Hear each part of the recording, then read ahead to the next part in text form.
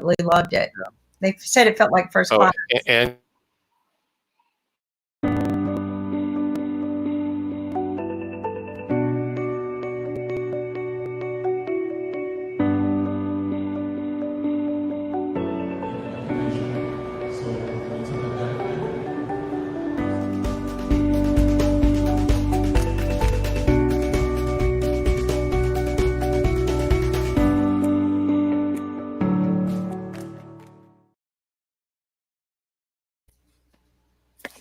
Hi friends, good evening. This is your host Ankit Khanelwal joining from Delhi, and we have Kimberly Calhoun from North Carolina, US, and we have Nicholas Palaveda from Raleigh, North Carolina. And good morning to US and good morning to the world. And welcome to Monday Economics. And we'll be discussing Economics Monday throughout the day on our show. And we have a great lineup for the day. A lot of economics from different parts of the world. And we'll start with Nick. I mean, Nick, how are things going on? Well, it depends on who you ask how things are going on. The United States has decided in their infinite wisdom to reopen the country. At least they call it reopening. See, I don't get this close reopening. That's really bad. Okay, terminology. See, what better is what they should do is say that we're going to allow businesses to engage with customers as long as they follow certain rules. There was somebody on, maybe it was even on our show, that said that there are 3 things that you have to do, and they do this in hospitals. 1, wear a mask. 2, wash hands. Okay, and then 3, I mean, basically, you want to keep yourself well, right? Keep the distance, okay? Social distancing. And if they did all 3 of those, they called it something else, not social distancing. They try to do WWW, but really, washing hands, wearing masks, keeping social distancing, and mitigating the viruses, because this thing's going to be with us for quite some time. Instead, we don't get that terminology. We get open, close. I mean, well, the other terminology I dislike, and if you got Dr. Author on, he will tell you, he words things differently. Yep. He said we shouldn't have called it social distancing. We should have called it physical distancing, mindset-wise, and then say continue socializing on your phone, continue socializing via distancing, but physically distant yourself from everyone. The other situation is we should have never said people's jobs are essential or non-essential. That should have never, ever been worded that way, because every job is essential in this country. And the president, the governors, the mayors, they all should treat every job as essential. The question is, do you really need to be amongst people for a while, and can you just distance yourself for a time frame until we can get it under control?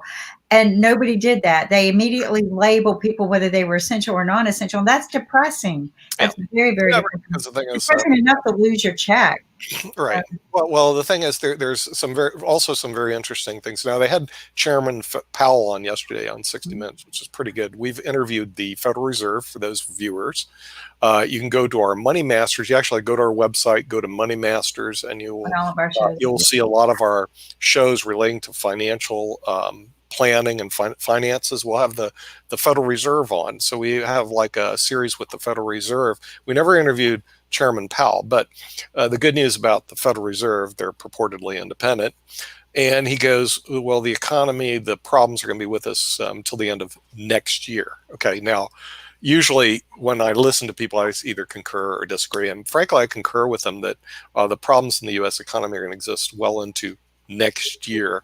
And that's just going to be the way it is. You're going to have to do it. Now, here's the problem that we also have in the U.S. economy that most people in India and around the world don't know, that we are really we're really staggered in terms of the wealth distribution in the United States is much more staggered than people can possibly even imagine. We'll bring in Rakesh from Hong Kong. People in China may be interested in this. That we have different sets of economy. We have the one that you see around the world, which is our top 1%, who are doing very well financially and will continue to do well financially regardless of this crush. It's not going to affect them. And they control about 50% of all the assets, maybe 70% of all the assets in the United States. So if you had 100 people come into a room in the US, there's one person who owns more than all of them practically combined, seriously. And it's been to me, if you watch the numbers, it's been a continuous problem as the asset base gathers to one person owning almost everything and everybody else not owning it. If you get the top 10%, 10 of them own definitely 95% or more. So 100 people in the room, talk to 10, ignore the other 90. Of the other 90%, they own nothing. They're like totally broke. I mean, some studies say they have a negative net worth. So your perception of what really is out there and what really is here is two different things. Now, are they doing bad? No, they're substance. I mean, they're doing okay. They eat, they drink, they maybe have a house with a big mortgage and big bills to pay and under economic stress all the time. But here's something very interesting that happened is that as you get to the bottom 50%, the unemployment payments exceed their salaries because they make less than $31,000 a year. So what happens is you get to the bottom percent, they're better off not working. It's really weird. The bottom 50% make more on unemployment sitting home than they do going to work. So we have a very interesting economy here. Now the question is what's going to happen. Well, the other thing I want to mention, the reason why the top 1% probably is not going to suffer through this, even though the majority of them were secure anyway, but I will guarantee you that they got to the loans and all that 2 trillion, even though we said that it was bottom up, it wasn't, because a lot of small businesses did not get there. A lot did, but a lot didn't. And I'll guarantee you they got every penny. Well, I can tell you it was bottom up better than the TARP program that existed in 2008 because they make the $1,200 distribution to everybody. TARP in 2008 basically gave the bottom 50% nothing, except a cut in the payroll taxes of about 0.29%. I'm serious, it was really tiny. And this is typical which goes on in Washington, but the bottom 50% is so financially illiterate in the United States, they don't even know what goes on. Seriously. Okay, because, and this has been the reason why actually IBM TV started as Money Masters, which is a financial literacy program to get people educate a little bit about their own personal and government finances. But even if you looked at the $3 trillion bill, $3 trillion of that, only about 25% really goes to small businesses and individuals. Where does the other 75% go? Large corporations and bigger businesses. And so what happens is we basically protected the 1%, which is the reason the stock market is still high. Here's the problem, as I see it. Okay, it's still high because we've artificially protected the top 1%. Ultimately, that this thing all turns around because unfortunately the top 1% in the country cannot survive without the bottom 99%. The problem I have with it, we just supported the top 1%. But majority of the people are the small businesses and rely on the community money that recycles into our society. And this is where between now and the end of the year, and I believe probably around October, if they don't continue to do these massive stimulus programs, that you're going to see a collapse in the market. We don't need to do a stimulus program. We don't. There's another way, and I figured it out this morning. Well, I'm not as smart as you guys, but there is a better way. It's just that they're not going to exercise it. But here's my idea. Yeah. So we've already stimulated the economy. We noticed it didn't do a damn thing for anyone. A lot of people didn't get the money they needed to sustain.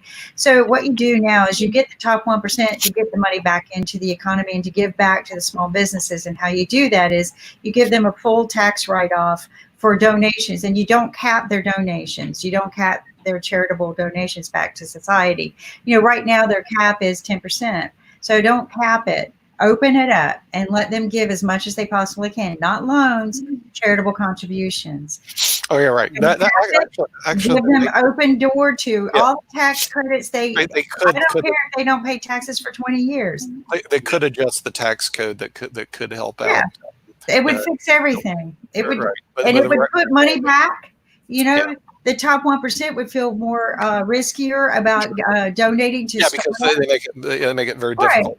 So that's right now, the money would do this. You're right. Right now, in case you guys don't know, the U.S. your charitable deduction. You're right. The thing is, the charitable, I'm always late. even though we donate to charity, being charitable is not really great except through your company. Okay, so if you have a company that makes a charitable donation, then you're okay. But as an individual, you are not given good tax breaks in the United States to Well, make the company, it's not. This is why I tell people, when you donate $100, you don't get credit for that whole $100. You get a credit for the percentage of the $100, right? And then you get a percentage of that percentage back in your pocket. you can make What I'm saying is, and then they cap you. You know, Yeah. you're only, if you make $100,000 a year, you're only allowed to donate, Right. 10,000. Yeah. So what I'm saying is, remove the cap. Yeah. Number one, remove the cap. Number two, give bigger credit. Give a full credit. Give a full credit. And so say Well, if then, that would help. corporation comes to you, Yeah, because they I've can't been enslave you. No enslavement. as much as people Money. bash the 1% here, actually, because I've worked with a lot of them, they're actually really nice people, good people, and people that would work with you. But one that differentiates them, okay, they are very in tune to the dollar bill. Okay, in other words, like they follow the money, baby. Where the bottom 50%, it's almost like they're not sure how this whole thing works. Here they do. Yeah, I hope they don't take me Look down at for it, doing this. You know how they take us down every time we do something that's copywritten or something, but the dollar bill, here you go. There we go. Yep. See, that's a dollar. I like Ankit's dollar better. He Yeah, shows- it tears, and makes noise. Okay, so basically here's probably what's going to happen. Okay, remember a month ago or so I said COVID-19, we're going to have over 100,000 deaths in the United States. We're getting close by the end of the month. That was my prediction. I think we're getting close. But of course, my prediction is based on usually the University of Washington, who does all the work. So I make these stupid predictions because I look at studies from places that do all the work and I go, well, they're the ones that are really making the prediction. And so on the economy, yeah, you look at what Fed Chair Powell said. Okay, I think we're going to be in for a little rough ride between now and the end of the year, unless we get that vaccine going. And there's some positive movement on that, especially from Oxford University, that they might have something developed, and then they plan on offering it to people in the United Kingdom, of course. So where does it leave us? We're not really sure yet. I believe that this is going to be with us until next year, well into next year, by the way. So the good news, Ankit, and the bad news. Good news is our COVID-19 program will go on probably well toward the end of the year and probably early next year.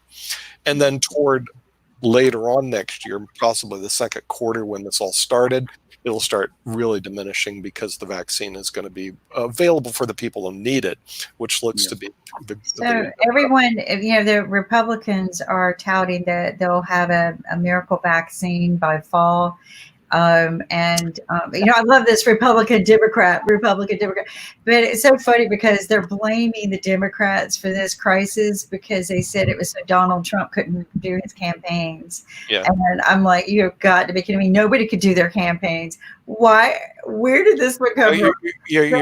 The vaccine is coming in. All the finger pointing will take place between now and November. Oh, yeah, because we also have a big election coming up. Okay, so here's another. They're claiming a miracle drug by vaccine. Here's another thing that's going to happen. The finger pointing between the parties is going to take place all the way between now and November. Now, so again, the sad part. Yeah, there we go. Boom. Okay. We're going to see massive. Live and let live. Yeah, live and let live. James Bond. Okay, this is India's idea. Live and let live. And this is U.S. America's idea. That's right. We got the guns going in. Hey, man, this is how we do a high five now. Come on. High five. There we go. No, the other way. Go the other way. Now push all the way through. Push past the line. Okay. There you go. I'm learning. Okay. All right. So the thing is, the economy here is going to still rock volatile probably between now and the end of the year. We may see a crash between now and the end of the year. Now, when it crashes, that's when I become the big buyer, and that's why I go, I'm all in. At 12 to 15,000 Dow, I'm in. Okay, at 23, I'm like, nah, not too really happy. You're not one that bet on the low. You're the one that bets on the high. No, I bet on the big low. Okay, you don't understand. Bet on the big low. Okay, don't bet on the low, bet on the big low, and then go all in. Because at 12 or even 15,000, you borrow every bloody nickel and dime you can get, and you go all into the American economy because it will rebound. You always go in when, and everybody will go, oh, it's so bad, blah blah blah. Now it may never get that way because the problem, the Fed keeps pumping money in, you know. And when it keeps pumping money in, it will also create other problems besides the debt, potential inflation, which we haven't seen here in years. Okay, in other words, because there's so many dollars floating around. But that's all remains to be seen. So it'll be inflation. Do you think that could be the, we're always talking about what's the conspiracy theory here? Could that be the conspiracy theory? You just don't really know. Everybody likes conspiracy theories because the thing is, it's fun to think about it. But see, here's the reality of our economy and our country. We are so big and vast that and dumb that the thing is nobody can really put together except small little conspiracies in certain places. And then if you go worldwide, it's even tougher. So it's all fun to think about. But the thing is, in reality, yeah, you may have a small group of people that do certain things, but in reality, it's not going to be a big thing. Now, we are going to bring on economists, and hopefully they'll show up. We're going to do a Memorial Day special. Over here, we have Memorial Day. See, here's the funny thing. Memorial Day here, but the rest of the world doesn't care. But here, we don't even know there's the rest of the world out there, which I've demonstrated many times on our television show. Explain what Memorial Day is for those who don't know. Memorial Day, where we're celebrating all the people who died in wars, okay, which are very bad. Talking about wars, yes. Do you realize the difference between the economy today in the U.S. and the economy at the time just before World War II? Before or after? Just before World War II. Before we weren't doing too good because we were in a Great Depression due to the shrinkage of the money supply. Okay, and so the thing is, I'm not talking about the markets. I'm talking about the middle class, the size of the middle class. I don't think it was. I'm not sure what it was like back then. I want to sit first. Yeah.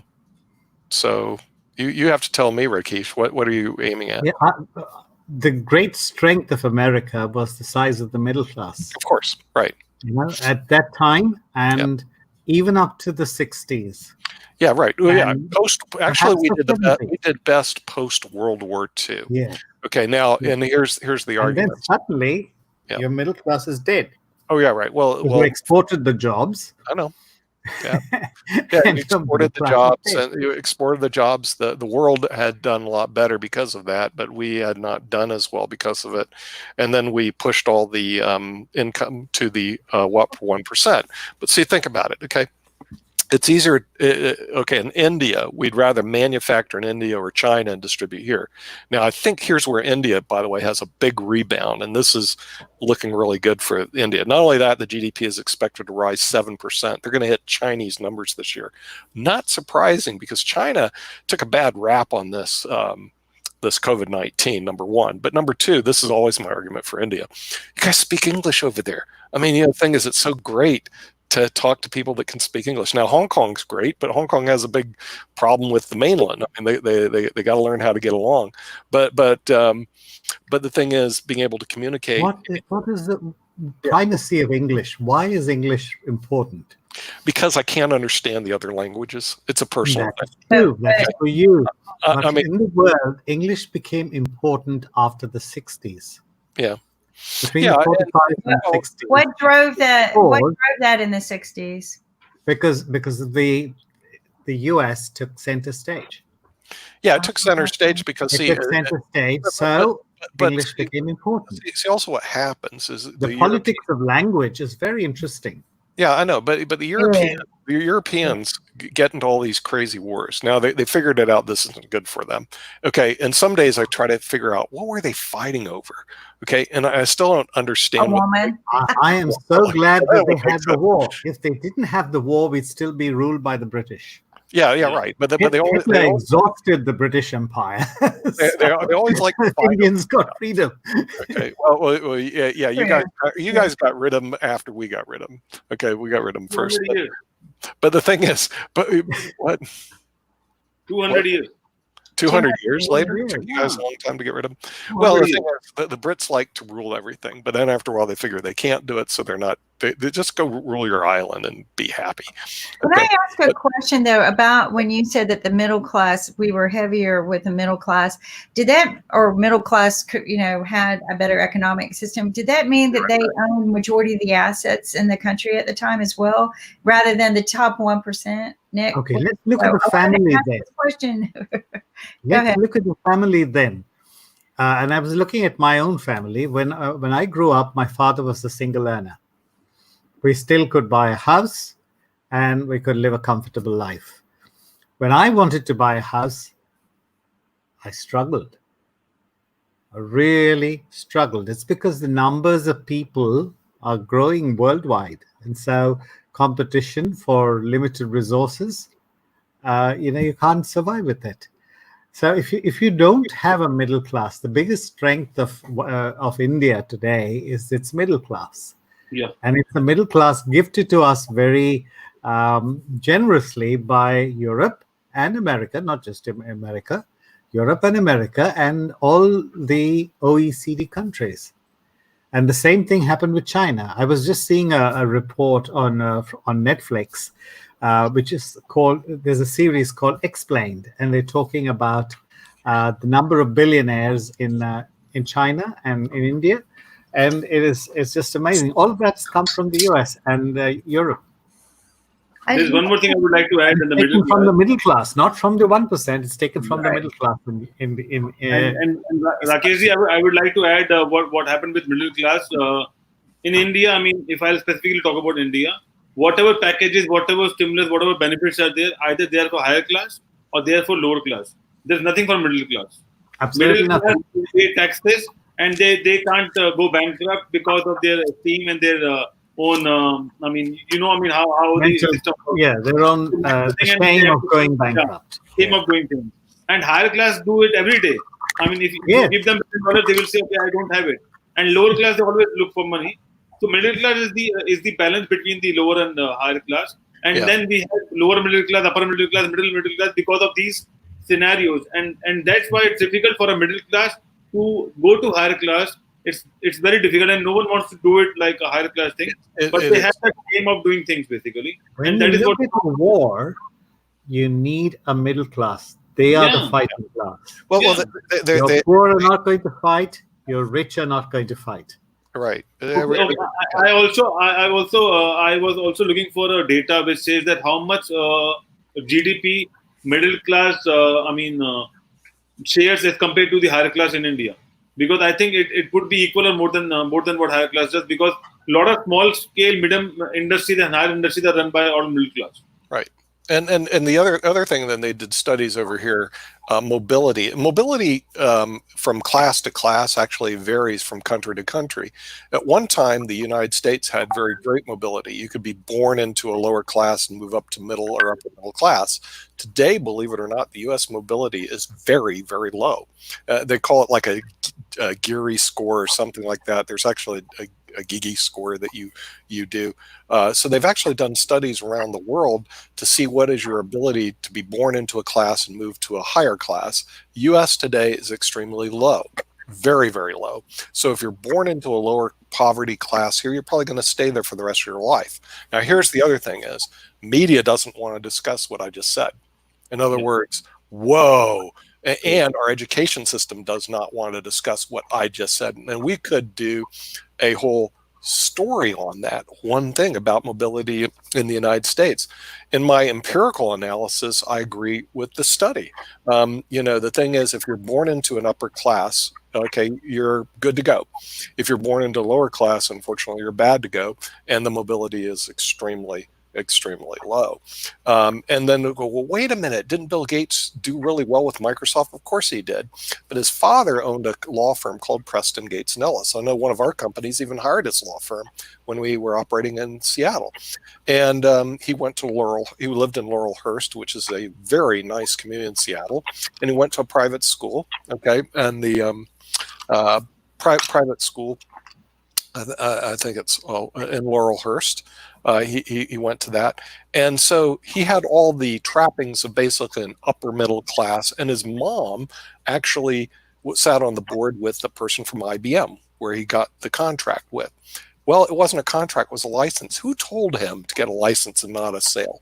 This is dad. His dad was a lawyer. Said, "Hey, look, don't do anything but license it to IBM." Then he became a billionaire, and the guy goes, "Oh, rags to riches." He wasn't born in rags. He was born very wealthy. Okay, now you go, well, Facebook. He didn't do the same thing. Well, his parents were both Zuckerberg's parents were both high upper middle class people, and he was at Harvard University, but not on scholarship. I don't think he needed a scholarship. Okay, because his way was paid. And but now he's Facebook. Well, he was already he already came from a wealthy family. Now he's just a billionaire. That's all. Then you go to the Google guys. Both of their parents were university professors making good money.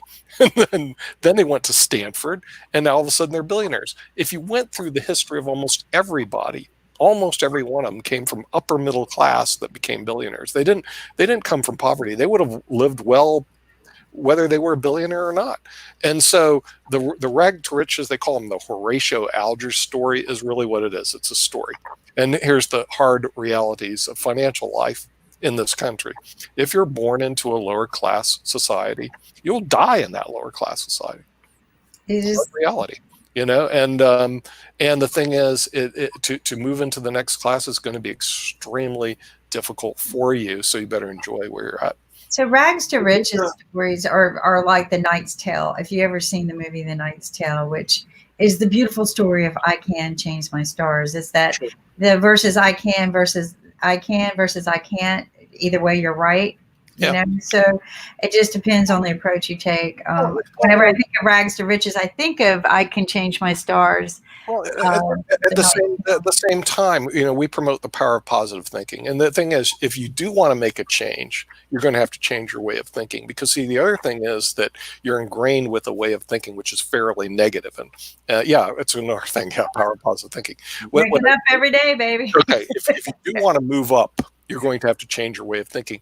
The lower classes here have a very negative thinking. Okay, and the upper classes have a very positive thinking. Now, like it or not, you think Trump, who's has something to do with that positive, negative dollar sign. But why we have divided classes into lower, middle, and upper class?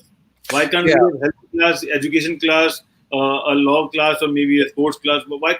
Because we are dividing everyone, and then we discuss about the classes, and then we discuss about the finance. Power. Money has power. It does. Okay, and the thing is, what Rakesh is just saying. You got one of every. Okay. When you have financial assets, okay, you call it money, but I call it financial assets. You have a lot more power and a lot more ability to make decisions in your life, and also be able to influence your life. Okay, in other words, there's things that you can do, what you call power, because you have access to lawyers. Okay, I mean, the thing is, as you know, lawyers are not cheap. Okay, they're very expensive. And then lawyers have access to the legal system, and the legal system has access to a lot of power in decision making. If you do not have those funds, you don't have access to lawyers, you do not have access to the power system, and basically you're a pawn in a chess game that get moved around at will. You're a slave. You're a slave. I don't care what anyone says. You're a slave to our society. You're a pawn to the chess game, and it's very difficult. Now, there is a book written out there, and I have it back here, called The Millionaire Mind by Dr. Tom Stanley. My recommendation is that everybody during the coronavirus should read it. It's a great book. Where is it? It's back. Oh, here it is. Great book. Great. Nick is so organized now. He's got his books all Look at all my books there. Okay. Now I'm going to give Tom Stanley a plug. Millionaire Mind. Okay. Now, the thing is, it was written by a professor at Georgia State University, and he wrote a book years ago. I read it in 1984. It was called Marketing to the Affluent. Then he changed it to The Millionaire Next Door and became a New York Times bestseller. Then morphed into another book called The Millionaire Mind. Now, what he does, he discusses if you want to be a millionaire. Notice you have to have a want to. If you don't want to, then this is not the book for you. But if you want to be a millionaire, this is the Bible, seriously, because it shows the attitudes that, and what he did is he spent most of his life, his 30-year career. Then he died in an automobile accident. I got an easier idea. There's no easy. Okay. No, I got an easier idea. I've learned this. I already learned this. It's my journey with you. Two things, right? Dream big, but put it in a notebook, write it down, make sure you write it down, but play chess. Every one of these successful business people play chess, people. I kid you not. Everyone we interviewed, the millionaires and billionaires, all play chess. Yeah, even Bill Gates plays chess. It's not very good. I just promoted Sasha's. We have a chess program Saturday, so if you want to learn to play chess, you can. But this book, okay, like we're right now, we're in this. Hey, we got to do online education, all this other stuff, and teachers don't know what to do. Okay, this book should be required reading of everybody in the United States if you want to be mobile, and even if you don't, okay, because it does lay out the foundation of how they think. Wealthy people do think different than poor people about. There are different processes. And if, one of the things I found interesting was the kids who were taking financial literacy courses, just the children who were, that we had the fortune to meet, which I hope to get those videos up soon. They all read Rich Dad, Poor Dad. That was their required reading in their financial literacy training. Yep. That's a good book too. But see, the thing is, what happens, the people that acquire financial assets have an interest in it, and then they read all the time on other people that have acquired financial assets. Millionaire Mind, Millionaire Next Door, great books. Rich Dad, Netflix book. In other words, the thing is they have this drive to understand business, the economy, finance. Now, when you go business, finance, and economy, which is what our show is about, we got 4 hours on this stuff. Okay. But here's the real problem. Business, finance, the economy, money. You go into our elementary school. All right. Which you could teach this. When you were in elementary school in India, did you learn business, finance, and economy? Did you take those courses, Ankit? We have courses in our Indians are way ahead of us, man. I don't want to talk to you anymore. You guys are way ahead of us, okay? Because you guys, your GDP is growing at 7%. So I don't want to talk to you guys. You're not growing at 2%. And I'll tell you, Nick, I can't comment on GDP, but it's growing much better than it used to be. 7% would be the government figure, but because there are a lot of parallel economy running around. Wait, so you're telling me, Ankit, you actually take business, economy, finance, and money courses in India when you're in elementary school or middle school? Yeah, we have these courses in our, that's why they're going to surpass us. That's why they're going to surpass the U.S. They changed. India, it's. I can't comment about the complete India, but most of them have a business mind. Wow. People have a. I am from a society which is a Marwadi society, which is born businessmen, and they're doing business for the past 200 years or so. Wow. When I was a child, when I was in school, I used to. Just take over my dad's chair or maybe my uncle's chair when he was busy. At some point, I just try to handle the call. Just try to list down what to do and what not to do. Right. Well, it's absolutely amazing that they do that there. They don't do that here. Number one. Number two, when I was in my MBA class years ago, Master's in Business Administration, University of South Florida in Tampa, I remember doing a report, and I was doing a report on entrepreneurship, opening up your own gas station and making money and how this guy becomes successful. And you know what? They didn't want to hear that. All they want to hear is working for a big company. Okay, entrepreneurship and owning your own company was like, with the professor's mind, a no-no. Yet, 50% of our population owns their own business. In other words, they work for small business. Not only that, most of the people that became millionaires own their own business. Now, when you go to school, though, here at the university level, okay, they don't teach you that. Teach you to work for large companies rather than own your own business. It was like, why would you do that?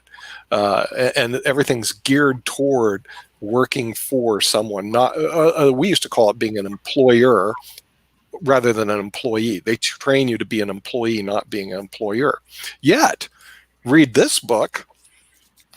There are some, don't get me wrong, there are some employees that work for major companies are successful. Most of them own their own business. They're employers, not employees. And it's also the mindset, you can make all the money in the world, but if you're not financially fit, if you do not have the right financial fitness skill sets, you'll lose it all. And it's been proven time and again, people have won millions of dollars in lotteries, and Sure. a year later they're flat broke and probably dead. But you go back to our education system. Okay, the thing is, in India, yeah, I guess they learn that. What about in China, Rakesh? Did you learn, or even New Zealand? I'm not sure what country you float around. Did you take business, economics, finance? In elementary school, well, I didn't really. In primary school, I don't know whether you're talking about primary school, but in school, that is where you are, as Right. start from what you would call K-12. Yeah, We have bookkeeping, but we don't, and we have some amount of economics. okay. We don't have anything. It's pretty rudimentary, to be honest. Was this in New Zealand? No, this was in India. In India? This was in India. Okay. And in New Zealand, there's the same problem. I have a lot of students who said, I don't want to learn this kind of stuff. And the teachers that I've met said that the students want to learn more about how to write a check, how to handle a bank account, that Sure. kind of thing. That demand is there, but the schools are not changing. Yeah, right. I know they're failing. They're just not changing. And even talking about the professors in MBA colleges, who are these professors? They're all consultants for big corporations. That's why they do. Right. So the thing is, they're failing our students. And here's the reason why. Okay, in reality, if you even studied some of these billionaires, most of them actually started out when they were kids doing entrepreneurial things, such as Mark Cuban was selling newspapers or something like that. In other words, they were engaged in money-making activities when they were children. And people go, well, you can't teach kids business economics. Okay, years ago in chess, I'm going to use the chess analogy. I started when I was in high school because, quote, you couldn't teach elementary kids to play chess. Today, the biggest group of chess players are elementary school kids. Seriously, the biggest in the world. If you go to elementary, they all know how to play. The fact is, you can teach the elementary kids business, finance, and economics. You can. Okay, fact is, our teachers, though, are uneducated to be able to teach them. And this is where this is very interesting in chess. The chess player recognized that the teachers were uneducated to teach business, finance, and economics. So the chess players got involved with the schools to teach the chess because the teachers couldn't teach it because they know nothing about chess. That's the reality. Here's the realities we exist today in the United States. Business, finance, economics, not the teachers don't know anything about it. Okay, the millionaire next door, they don't know what $1 million is. They've never seen it before in their life. Okay, they're unqualified to teach it, so they don't. And what happens? The kids remain uneducated in this area, and it repeats itself over and over again because and that's the harsh reality of what goes on there. So what you do so what happens in K through 12? Where does this financial education really comes from? Their parents. In other words, if the parents are financially successful and they train their children independently, and that's the reason they go with the rich dad, poor dad. Kiyosaki, yeah.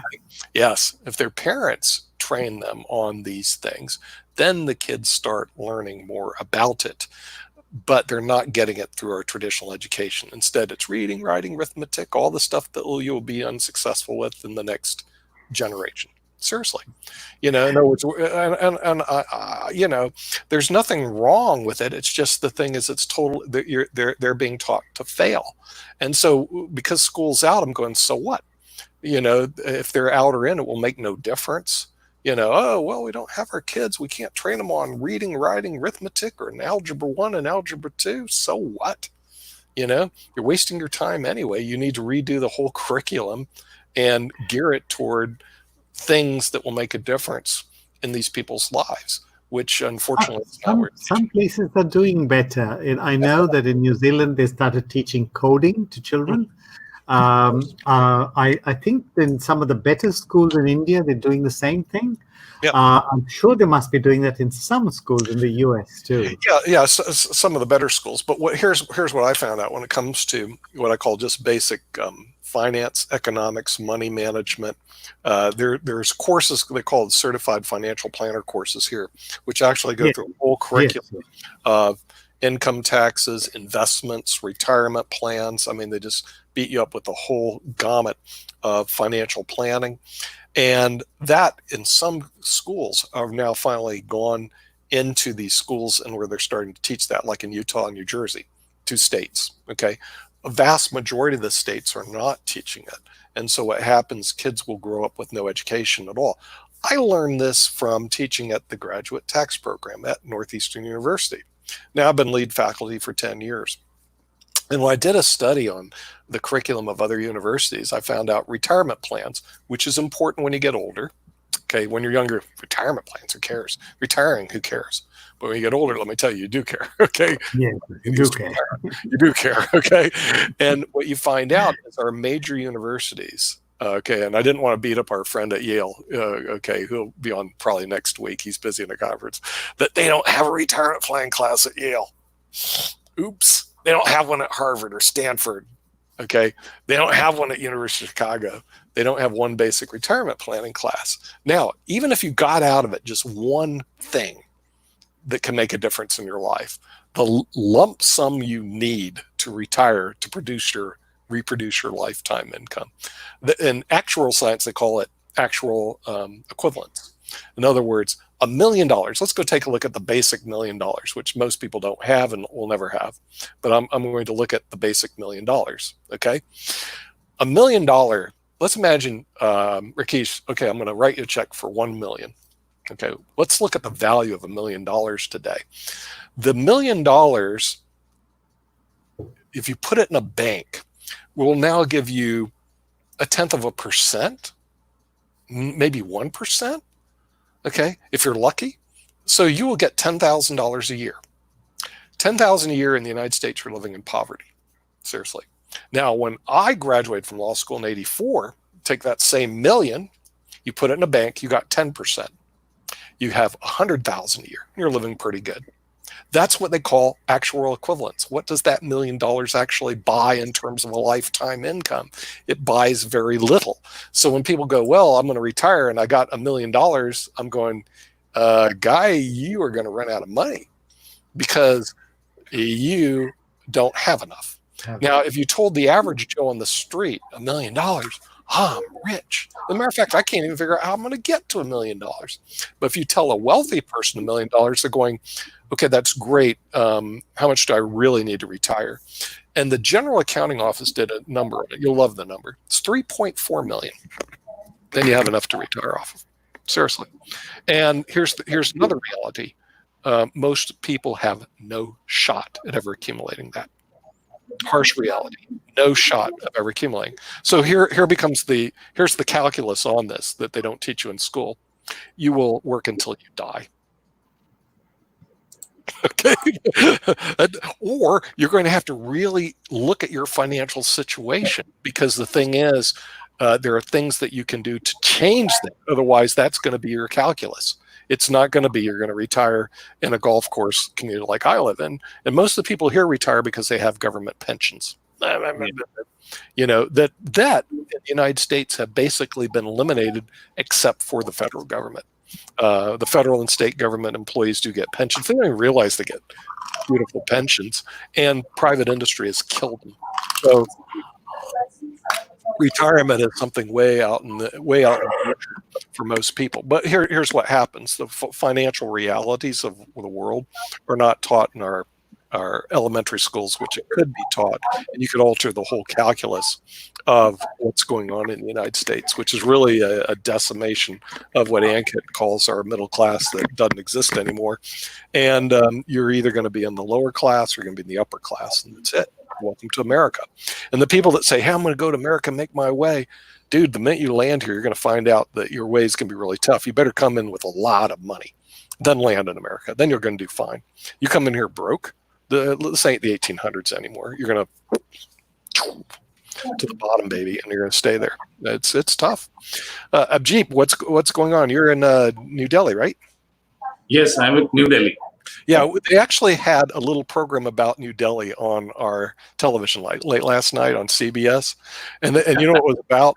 Your air is clean. It actually showed the sky being blue, and the coronavirus has helped out New Delhi because the pollution is ending. And so, do you guys see this to be a positive thing, Abhijit? Obviously, I think it's an incentive which is coming from this epidemic lockdown, and people who are not very exposed to the potential of clean water and clean air, Right. they can actually see without putting investment. If you look at the size of investment that government and corporate and PPP structure they do to clean Ganga, river Ganga, is very high. But they could never saw a result like this, what we are seeing now. So primarily, I look at it as an incentive which people may not have seen at any price. So they now have an idea that what it looks like, how clean water is, how air and the pollution around. It depends on how they are going to take this message with them. Because after lockdown, if they forget everything and they come back with same thirst and same hurry to now overpower and do a kind of same stuff what they was doing before, then it does not lead them to anywhere. They need to understand that it is possible to have Delhi, I must tell you, is one of the highest polluted city in the world, not only in India. So if there is no research, then the only research can happen is people in Delhi, they are taking air and water both highly polluted, but still they're alive. If still there is not some kind of epidemic which is hitting them. So now I think it's an incentive. They should restructure their opening. Lockdown was accidental, but when they are opening back and the cars, when they are going to come back on the roads, they can schedule them. And I think Delhi government and government of India is doing same. They're not allowing all vehicles to come back at the same time and bring the same kind of hazardness. They will give odd and even, and they'll give lots of new things which government is planning, so that the lockdown opening goes and come back should be layer by layer. It should not hit the environment, and alternatives like solar energy, wind energy, electric vehicles, they should be given priority to move free in comparison to diesel and petrol cars. Right. So is old petrol cars and old diesel cars should be stripped of their certificate, roadworthiness certificate, beyond a certain age, because we have these old belchers that keep polluting the air for years and years. Yeah. And because the thing is, what Abhijit's saying is something that I'm concerned about, that will gravitate back to the norm. So right now, air is clean in New Delhi, but just the nature of the beast. When we get back to normalcy, you're going to get back to the pollution unless there's some change, and that people actually like the clean air and the clean water as opposed to all the pollution that's out there that's not necessary. And see, I'm afraid in our cities we're going to see the same thing. In other words, that we're going to learn nothing from this. In other words, we're just going to gravitate back to the norm, and what's going to happen is the place is going to get polluted again, and no one really cares. Now, the cities Abhijit, that government keeps a lot of fund for cleaning river Ganga and river Yamuna and a lot of other water we have around India. So can we save that money and put it in some other fund? What do you think now? Because after lockdown, we can see that how we can recycle and revive all the rivers. See, reallocation of fund is definitely a very good idea to use that. But still, some projects which are in mid of their development and mid of the progress, they will anyway continue and they will complete. Second thing which has came up with Corona is lots of generic funds and lots of routine expenses and routine, you can say, payouts, which has been stopped because the operation got stopped. So the release will go gradual. It will not come into one shot. Every project, and I think it's a very good thing which is happening now. Every project, every initiative which is requiring a budget now, even the budget was approved before, they will have to go through a scrutiny. to make sure that they are in today's scenario relevant and required or not. If they are not relevant and required and an alternative resource is available, then the learning which we have got from COVID-19, we should employ that learning into that, and then the approval should come back. Mm-hmm. Yeah. And how do you see lockdown 4.0 coming in India? I mean, are we having a right plan forward, managing our resources? No plan can be best plan, and no plan can be without mistake. Faults would be there in each and every plan. But I think at this stage of time, people who were not expecting such a huge announcement from Government of India that 20,000 lakh crore rupees will be announced for the package, and whatever it was required. So if you look at the prior before announcement budgeting, whatever budgeting and whatever citation and whatever requirement or requisite were placed before government, the amount which government has sanctioned is higher than that. If something which would happen wrong, or if somewhere we fumble, then it can be only execution, not the requirement of funds. And for a country and for economics like India, it's a very, very strong step to allocate such a huge amount for this purpose. And I think every day there are new announcements coming to make sure that the beneficiaries are going to get that money, and those sectors and those companies who has got a very bad hit, they'll be able to avail and sustain and survive after this. I believe fair practice and transparency would be generic. People would not be required to impose on this, because consciousness would not allow to do anything wrong, to do any mischief or any manipulation into the numbers and data. And if it happens, government should take very severe action against it. What if the government themselves are manipulating the data? If you can give me an example, I can answer it. This is. He just spent too much time in Hong Kong, so he's interested. Yeah, I'm really not going to get into that, because I'm a New Zealand Hong citizen. Kong, so you got to be careful. But see, data can always, general things. Data can always be manipulated. I think we have two more guests, so let's welcome them first, and then I'll come back We'll to you. talk about data manipulation. Alexander Starr from Canada, good to see you, right? And we're going to talk a little bit about his TV show Chess Stars, which for people that don't know about, he runs Chess Stars on Saturday, and he had a great show the other day. And also congratulations from beating Jim Eadie, on that cheap shot. I mean, when he played Queen takes D4 and Bishop to B5, and he didn't know what was going on, I was going, "This is cheap, Alexander, cheap." But you won, so you don't really care how cheap you are. You won, and that's what counts. It's not so cheap as you think. It was cheap. It was really cheap. If you ever play this against I saw the game. Cheap shot in the opening. You took a cheap shot against poor Jim, but Jim's a FIDE master, so he deserved it. But if you want to see, by the way, since it's recorded, you guys want to see a real cheap shot game, watch this game against FIDE master Jim Eade. He won, but he created a cheap shot opening. The analysis of the great game was a Steinstedt Zorkatork was really good. I like that a lot. It's a great game. Although you have to wade through Alexander talking a lot at the beginning. Just scroll through later on. Garbage has to be cut out. Yeah, right. But then when you scroll through, you're going to see a really great game that took place, I think, in 1895. It was a super game that did a great analysis on it. Then they went to play, and he played Jim, and Alexander Starr starred in those games. I mean, he was beating this guy. I was going like, how could he beat a FIDE master? But he starts out with a really cheap shot opening. As a matter of fact, it was so cheap, so great that I thought, hey, I might adopt that. That was pretty cool, and he fell for it. So I was going pretty good. But it's not always so rosy for me. If you saw my game with Alexei Shirov, you saw what happened.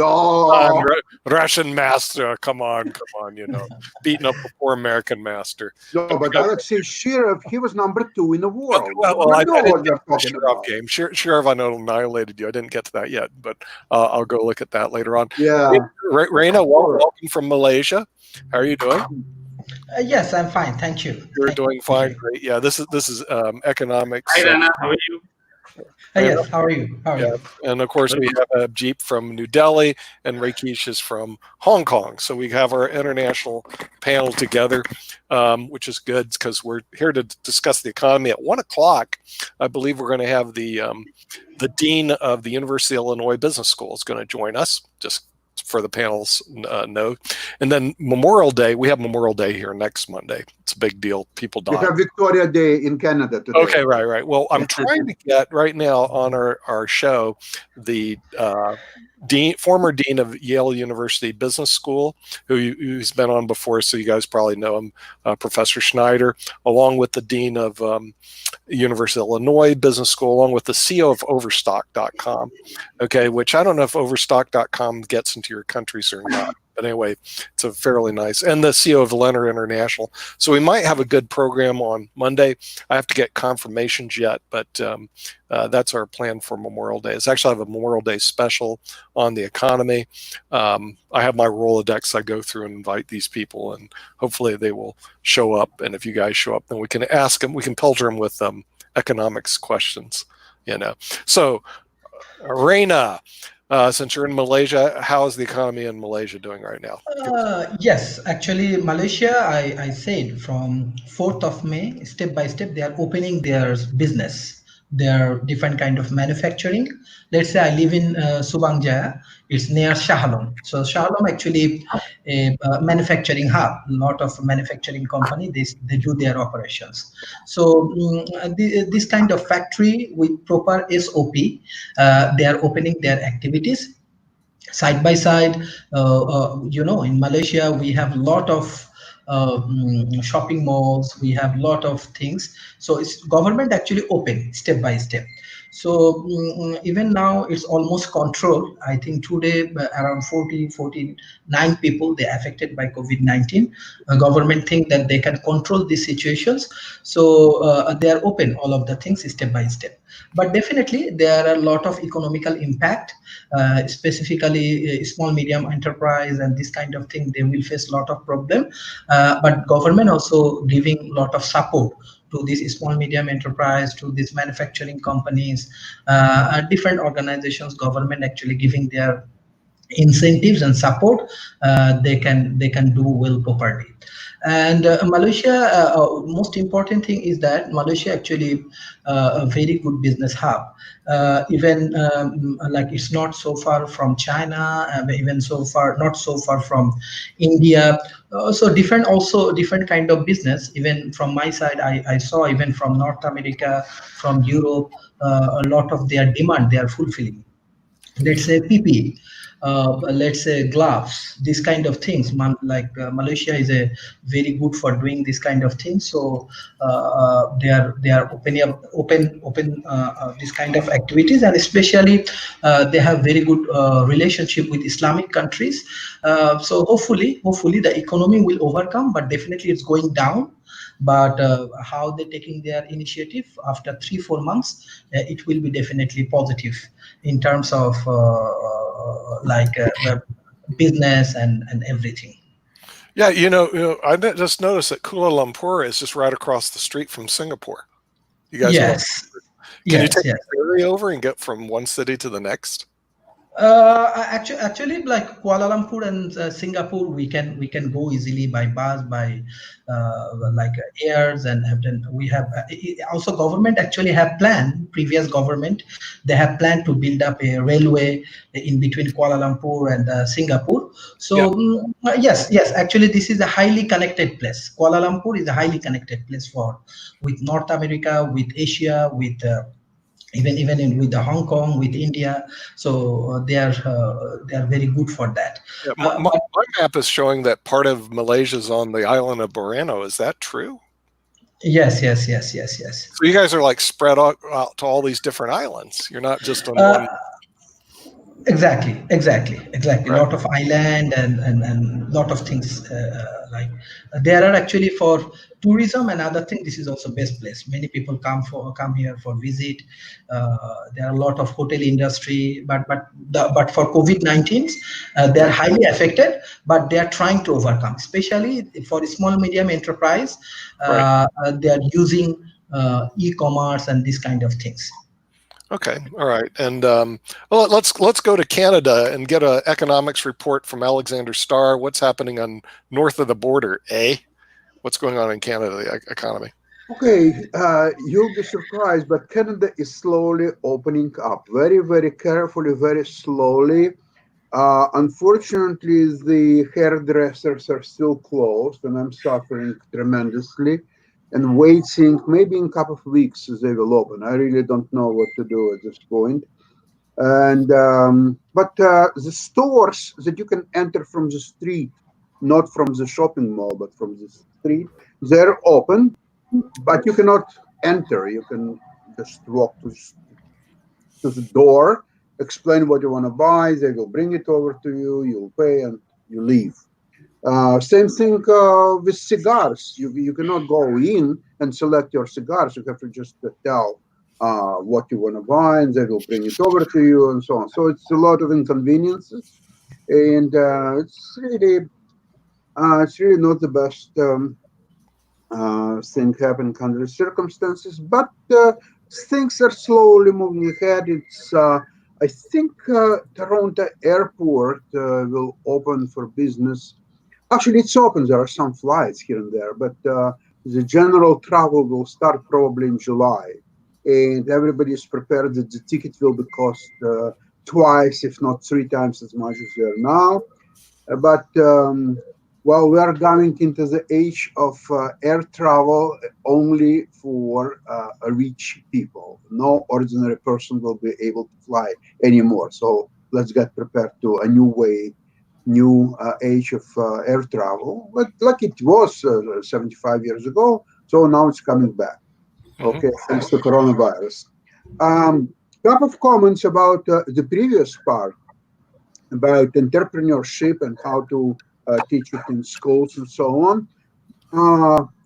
When I was young, I was teaching chess and music to young kids, but some adult students too, though. First of all, let me observe that the chess is way much more difficult to teach than music, because music is something that even if students don't understand something, you can just play it for him, and he will just copy whatever you're doing, and he will get there somehow.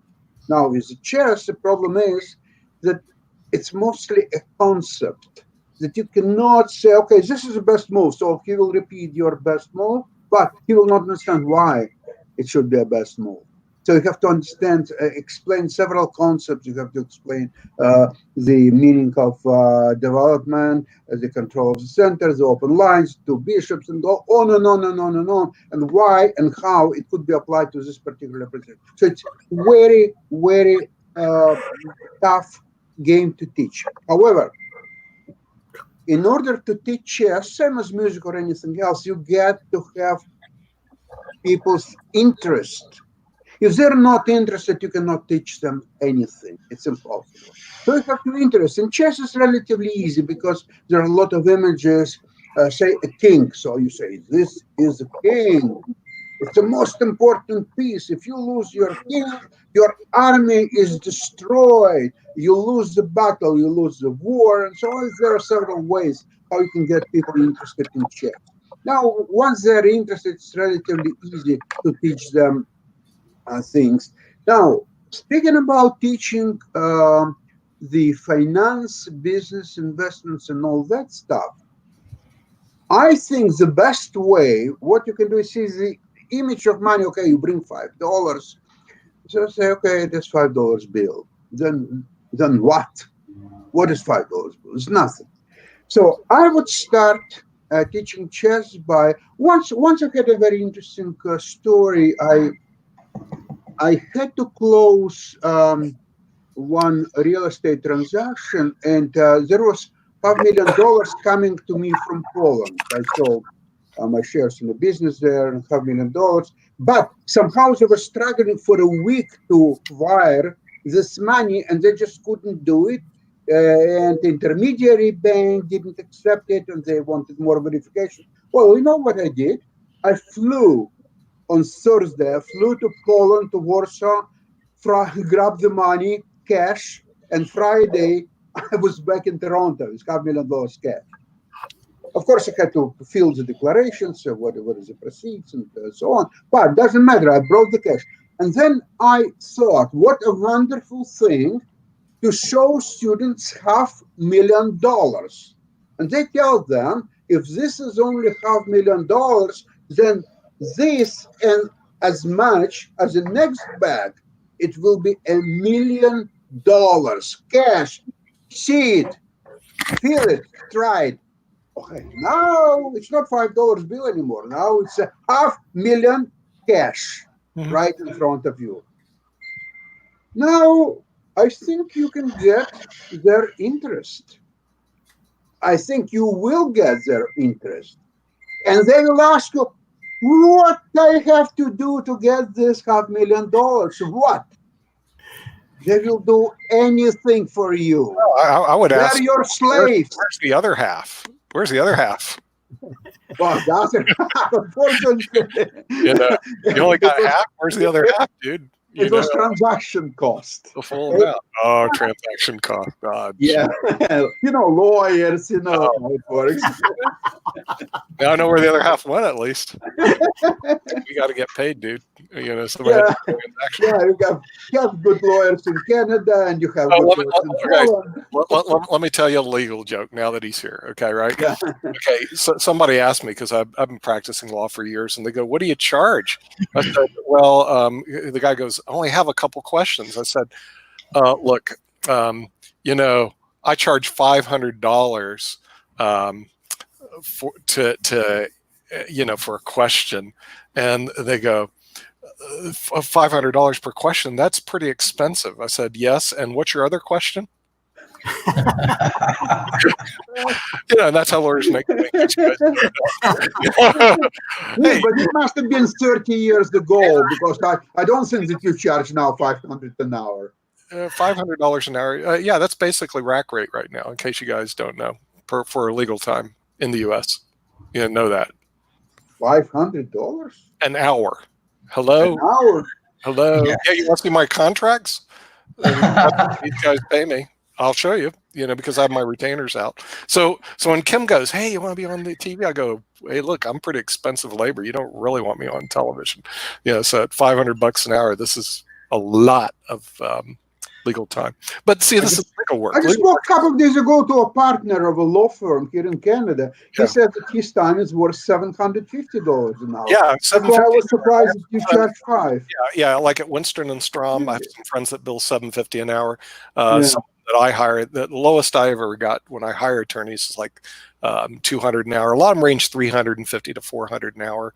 Right. $500 an hour. I usually depend on the type of work. I do $350 to $500 an hour on hourly rate work, and that's pretty common in the U.S. But I hire as well as I get hired out. It's kind of a weird thing, because I'm general counsel for a couple of our firms, so I have to hire other law firms, and some of them we pay $450 an hour. It's not uncommon, $750 an hour.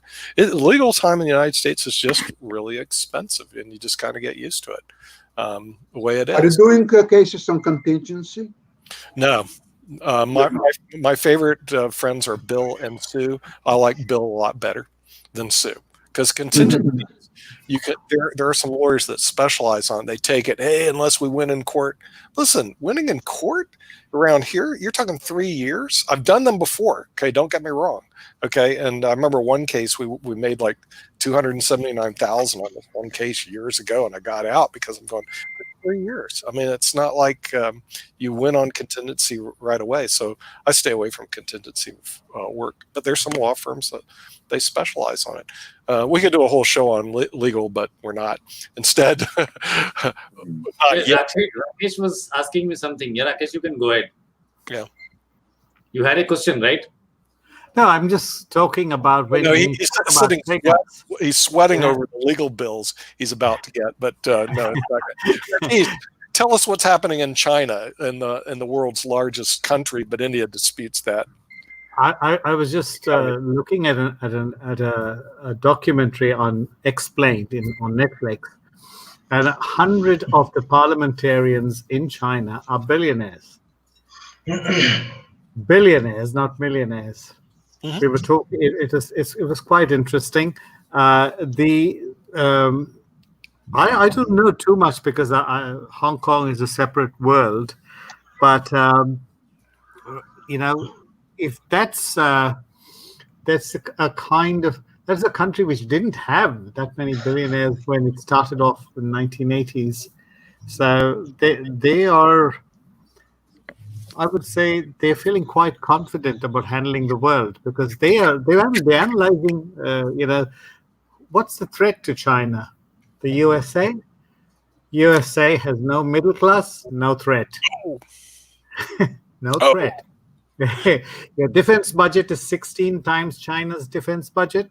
Right. 50% of that is payroll. Right. No threat. So who's going to stop them? The Indians are. There's tons of them. Okay, and they're one-fifth the size of the GDP. Their economy is growing at 7% GDP. No, not anymore. Not anymore. Oh, that's because coronavirus.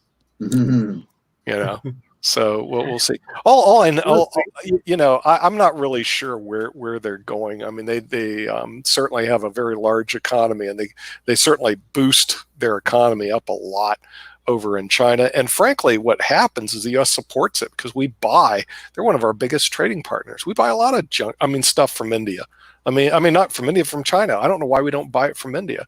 It doesn't seem to make any sense. But we actually do buy a lot of IT services over in India. In other words, medicine. Yeah. Medicine too. Yeah, so I'm not really sure where it's going. Products you get from India. It's very difficult to get products from India. It's very easy and it's very plenty that what you get from China. Yeah. Primarily, IT services, which you said you get easily from India, Right. is because regulatory bodies into IT service are very lean. They cannot control a company from outsourcing an IT service from any part of the world. But when it comes to retail products, when it comes to FMCG products or maybe electronic or electrical products, then there has to be lots of certification issues with the government of your country or any country for that sake, maybe Europe or it can be United States. When we do this global trade and world trade WTO agreements, it usually comes up to us that we are free to trade there and they are also free to trade here in India. Right. But in actual transitions, we have almost all chain of global restaurants, be it KFC, be it Starbucks, everything. What you have there, we have here. But when in turn it comes to us that we would have our retail stores, then there are lots of tasting certification which comes in the way. Our medicines, our chemicals, our cosmetics, most of the things denied from the permission. So that is why you don't get. And I think now market is changing and people are more interested in not from the food product, but also from the cosmetics and the wellness products and the medical care products to take it from India. Yeah. I can see a lot of production being done over there, but in China, the thing is, apparently we have a problem beaming in. I know that Rakesh comes into Hong Kong, but we almost never have anybody from mainland China on any of our shows. So, and they have more billionaires there. I don't understand China. How can you be a communist country and have 100 billionaires? How do you do that, Rakesh? Well, I can't say. I've only been there for a few visits, but I can say this much, that they are very, very responsive to manufacturing challenges. I tried to export once, televisions from India to the UK. I was working with an English company then, and they had this contract. I just couldn't get anybody in India to manufacture something which just met the fire safety standards of the UK. But in China, they would do it in a trice because Right.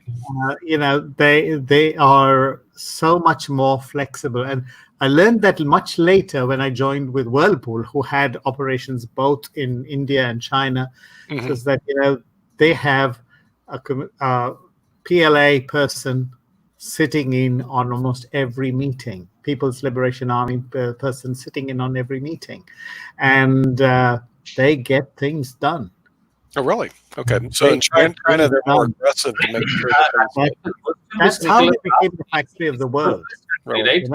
You can't do that in a democracy like India, and especially a diverse democracy where each state speaks a different language. You just can't do it.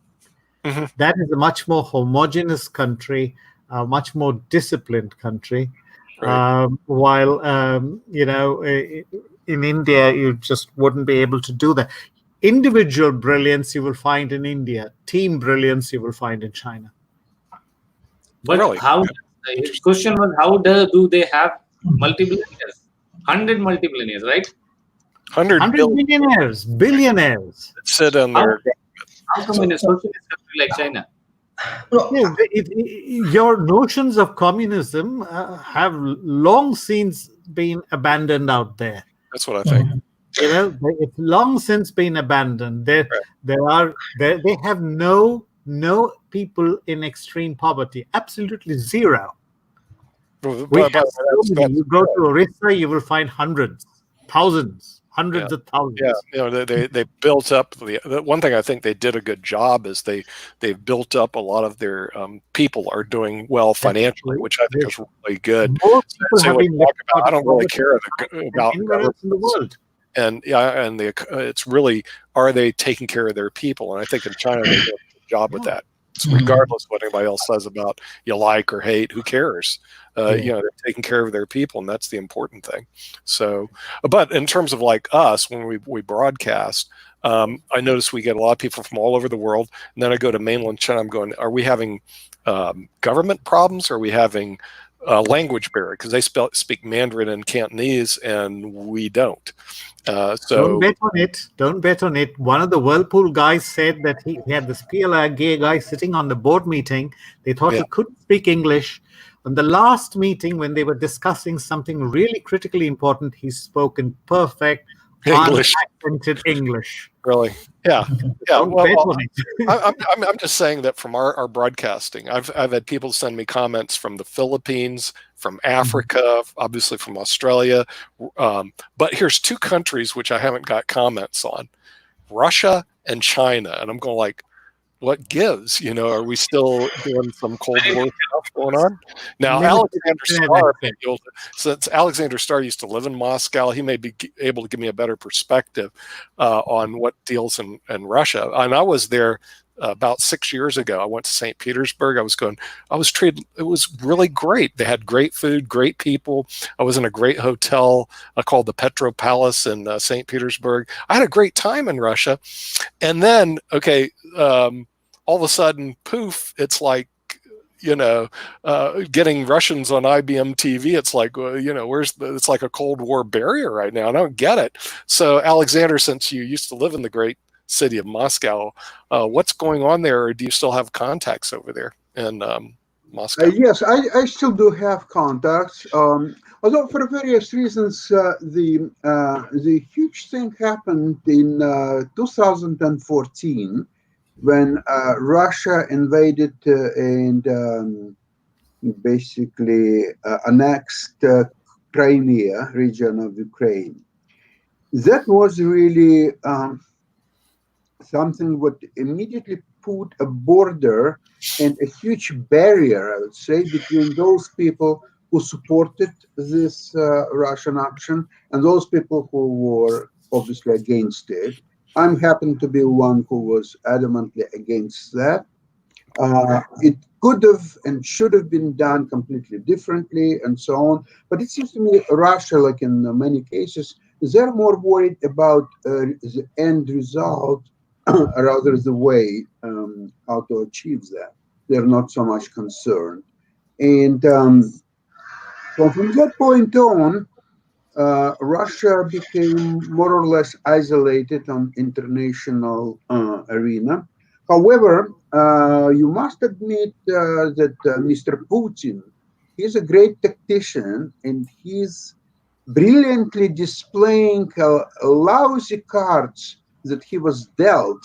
He's playing them brilliantly against the United States, against basically all outside world. Now, with this coronavirus collapse and oil prices and everything else, it remains to be seen how he will continue to display his lousy hand and continue to get any positive results. It may not last forever and shouldn't last, but it's still going on. Yeah. Now he is concerned about the amendment to Constitution that would allow him to rule for the next 275 years. But, a long time. Yeah, that's right. Those are his plans. Yeah. And it may just not happen for various reasons. One of them, Mother Nature. And while he cannot actually he cannot actually perfect this election of this new constitution simply because of the coronavirus. People cannot voice their voice. So now he has to delay that process.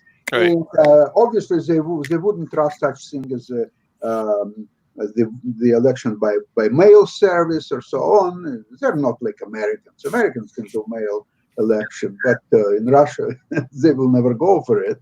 So obviously, that election of new constitution will be delayed for another probably 4 or 5 years. So Putin will be at that time about almost 75 years.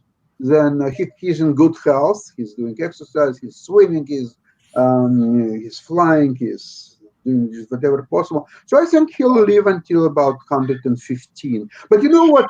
Interestingly, a friend of mine, after 2014, he started really to worry about his health. He started doing exercises. He has his time for a fitness club, and he's doing the diet and so on. And when he was asked why is he doing all that, he says, well, you know what? I want to be alive on the day of Putin's funerals. I'd love to see that. And the only way to do it, because he is such in good shape, I have to be even in better shape. So that's what he's doing. Yeah, but see, it doesn't. I look at the numbers. Doesn't Russia have some demographic issues? First of all, they're not that big anymore. They have 175 million people. Okay, China's sitting with over 1 billion. India has over 1 billion. And Russia has 175 million. And it's not a growing population. It's actually a shrinking population. They only have really 3 major cities, I think right now, maybe 4. Moscow, St. Petersburg, Vladivostok, and maybe Stalingrad. And then that's about it. The rest of it's vast territory of nothing. But don't they face a bit of a problem that their demographics are pretty small, even though it's beautiful? I mean, I really love St. Petersburg. I'm hoping that the relationship with the United States and Russia get better. I've been trying to improve it.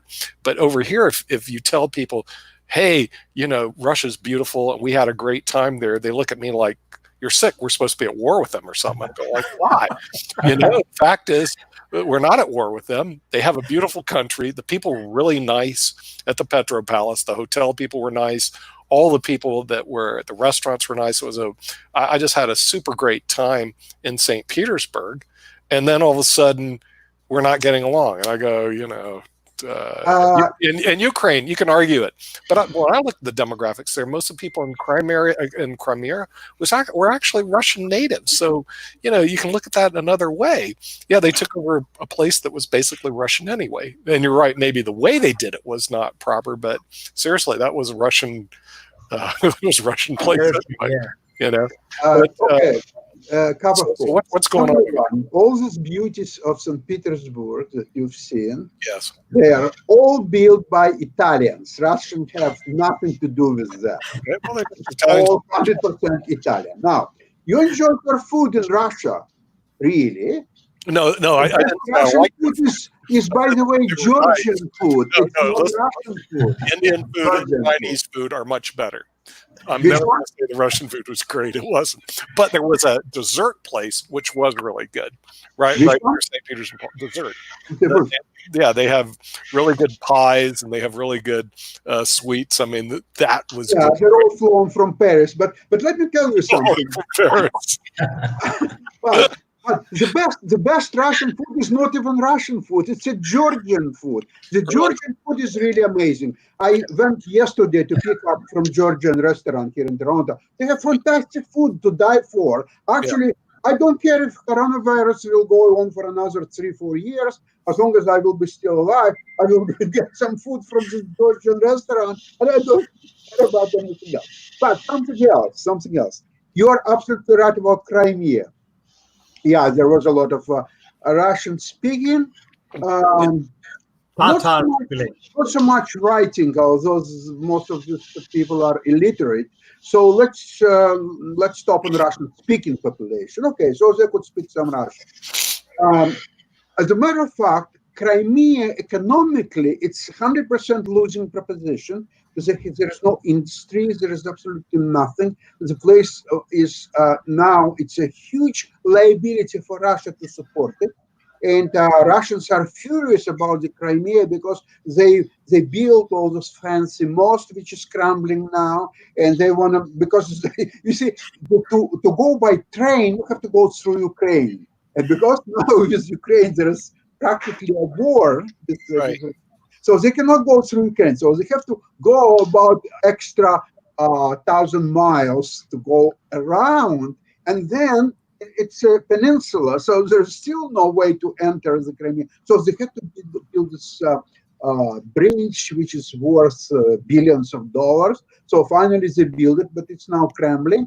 And there are some international laws were violated because part of Ukraine is on the other side of the bridge. So Russian, once they arrested, they stopped the Ukrainian vessel, which is going to Ukrainian port.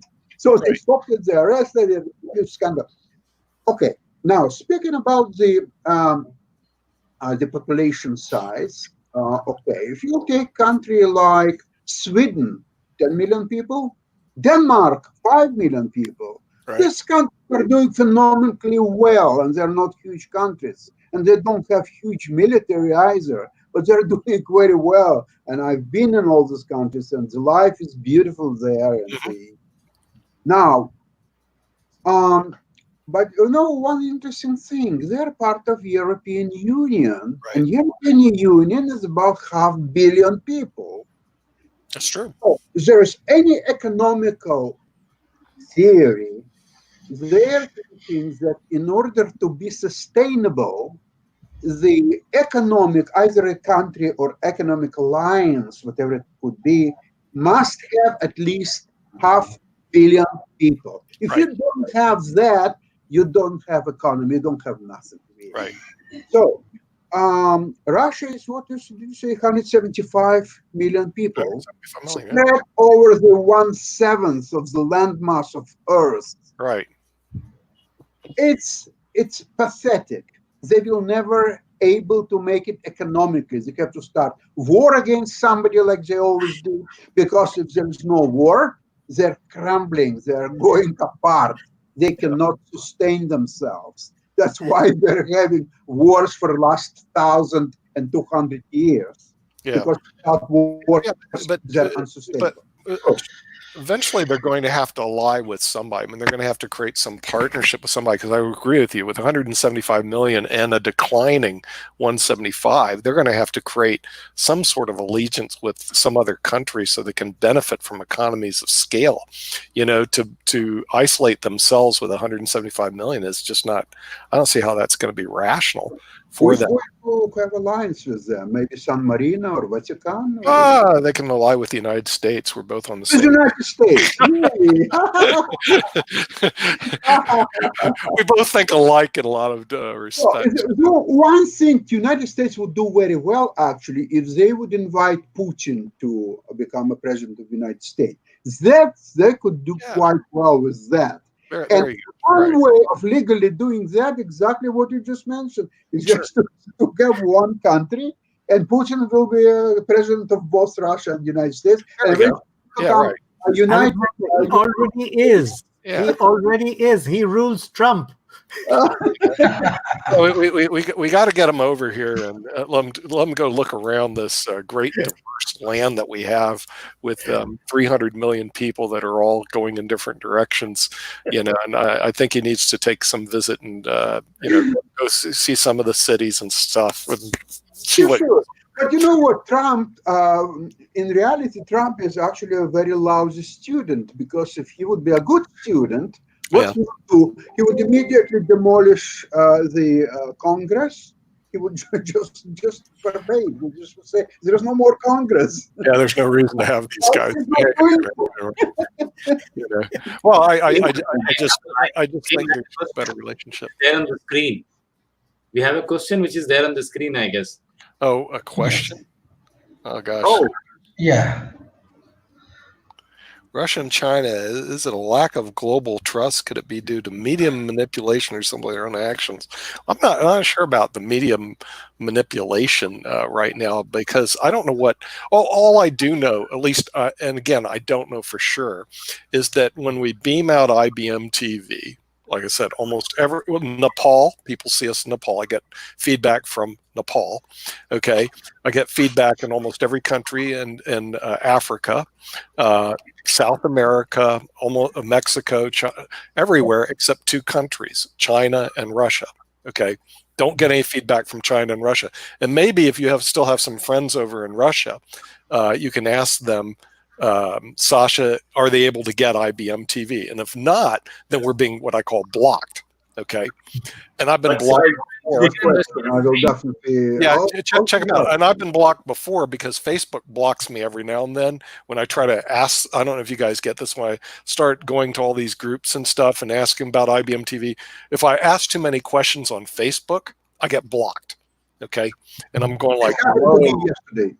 It happened to you yesterday. Yeah, Facebook has become our best ally and also a very difficult ally.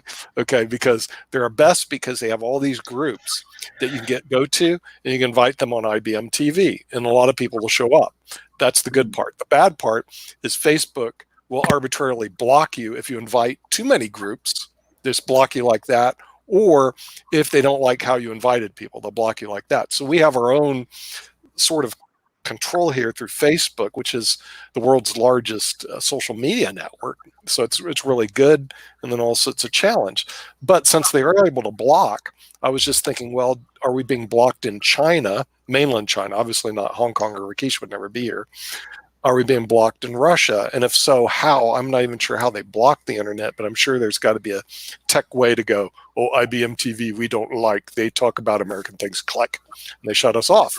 But talk to your friends in Russia, because, even though I was over there, and I played chess, obviously, you got to do that when you're in Russia. Yeah, I think chess part probably has a good chance to do some inroads in Russia. Yeah. Let me ask you something about, since we are talking about alliance between US and Russia, and maybe even become one country.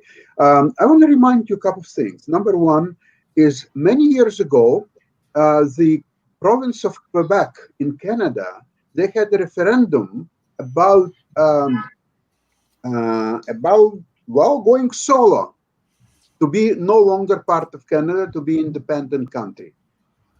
Mm-hmm. Okay, so there was a referendum in Quebec on that, and the separatists, so-called, they got 49.78%. So they lost the referendum by 0.22 points. So obviously they said that they are going to prepare another referendum in 2 years with the same question. Now, nobody expected such a close result, so everybody started to look into this more closely. And economists actually divided all the national debt between all the provinces, including Quebec and so on. And it became evident that Quebec, for economical reason only, they cannot be independent country, because they will collapse under huge deficit and debts and many other things. and no more referendum ever being held on the separation. Although they have obviously different language, they have different culture, different way of life, I would say. Yeah, more European in some way. And so that issue was dropped dead. Now, another situation happened when Czechoslovakia, they made referendum to split into two states, Czech Republic and Slovakia. Now, mind you, it's a very small country. They speak almost the same language. They have almost the same culture. Now, Czech is a little bit more Western influence culture, and Slovakia more Eastern influence. Still, it was the same country for so many years. Now, they're both doing relatively well. Czech Republic is doing very well, and that was expected. But Slovakia is doing quite well too. So that worked out. Now, when two countries would unite instead of dividing, so as you propose, United States and Russia, okay, everything is possible in this world, and even this is possible. But now, what are the grounds for making it the same country? What are the economic, cultural, historical, just name it, political, name it at least one reason why it would be beneficial to both countries, and what one country and then another one will gain out of it. Let's see what US would gain out of the becoming one country with Russia. Well, first of all, we actually supported them. We were allies in this thing called World War II, in case you didn't know. And we sent a bunch of people over there to fight on their grounds through Archangels. This is years ago. The other thing is they do have good art. They do have scientists like we do. In other words, and we did some joint ventures with them, like on the space shuttle. And one thing about Russia, they have a large amount of engineers. They're heavy into engineering. I mean, the thing is engineering and math, and those are really big topics over them. So I think there's a lot of commonality, common ground that we could use. Our chess players are not near as good as they are over there, but we're working on that, as you notice, because what we do is we recruit our chess players internationally. So we have several of the best players in the world because they come from all over the world. So I think there's a lot of common ground that could actually take place between the U.S. and Russia, and frankly, almost with every country, as long as you seek common ground. See, if you seek to be antagonistic, guess what you're going to find is antagonism. If you seek common ground, you're going to find common ground. I mean, it's just the natural way of life. For me personally, I don't care who built the buildings over there, but I will tell you the artwork was great at the Hermitage. The food wasn't that great, except the desserts were good. The city is absolutely gorgeous, and I'm talking about St. Petersburg, Russia. And the thing is, the vast majority of people are very nice. You do have your pickpockets. I did get pickpocketed, and the guy who pickpocketed me only made like $20 because I don't carry cash. I carry all these bloody credit cards that we canceled and couldn't use them. I mean, it was like he was wasting his time. But you always have that element no matter where you go. So I think there's a lot of opportunities if people are willing to look for opportunities. It's just like our relationship with India. Yes, Ajit. Yeah, I was coming back to the question what Kim asked. Mm-hmm. Russia and China, in terms of media and transparency, I look at it that if we are traveling to Russia, at least we get to use our cell phones, we get to use our Facebook or whatever social media or even Google. But in China, transparency is very low. Media is not at all free. You have to struggle for your own internet. Even at the times, you cannot use Twitter, Facebook, LinkedIn, anything and everything. They have a Chinese version of it.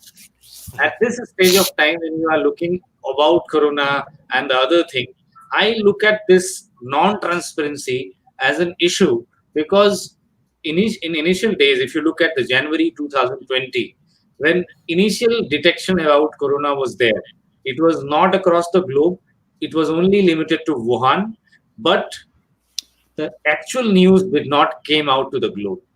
They managed to press it. And when people who were infected, they traveled across the globe, then it reaches the globe.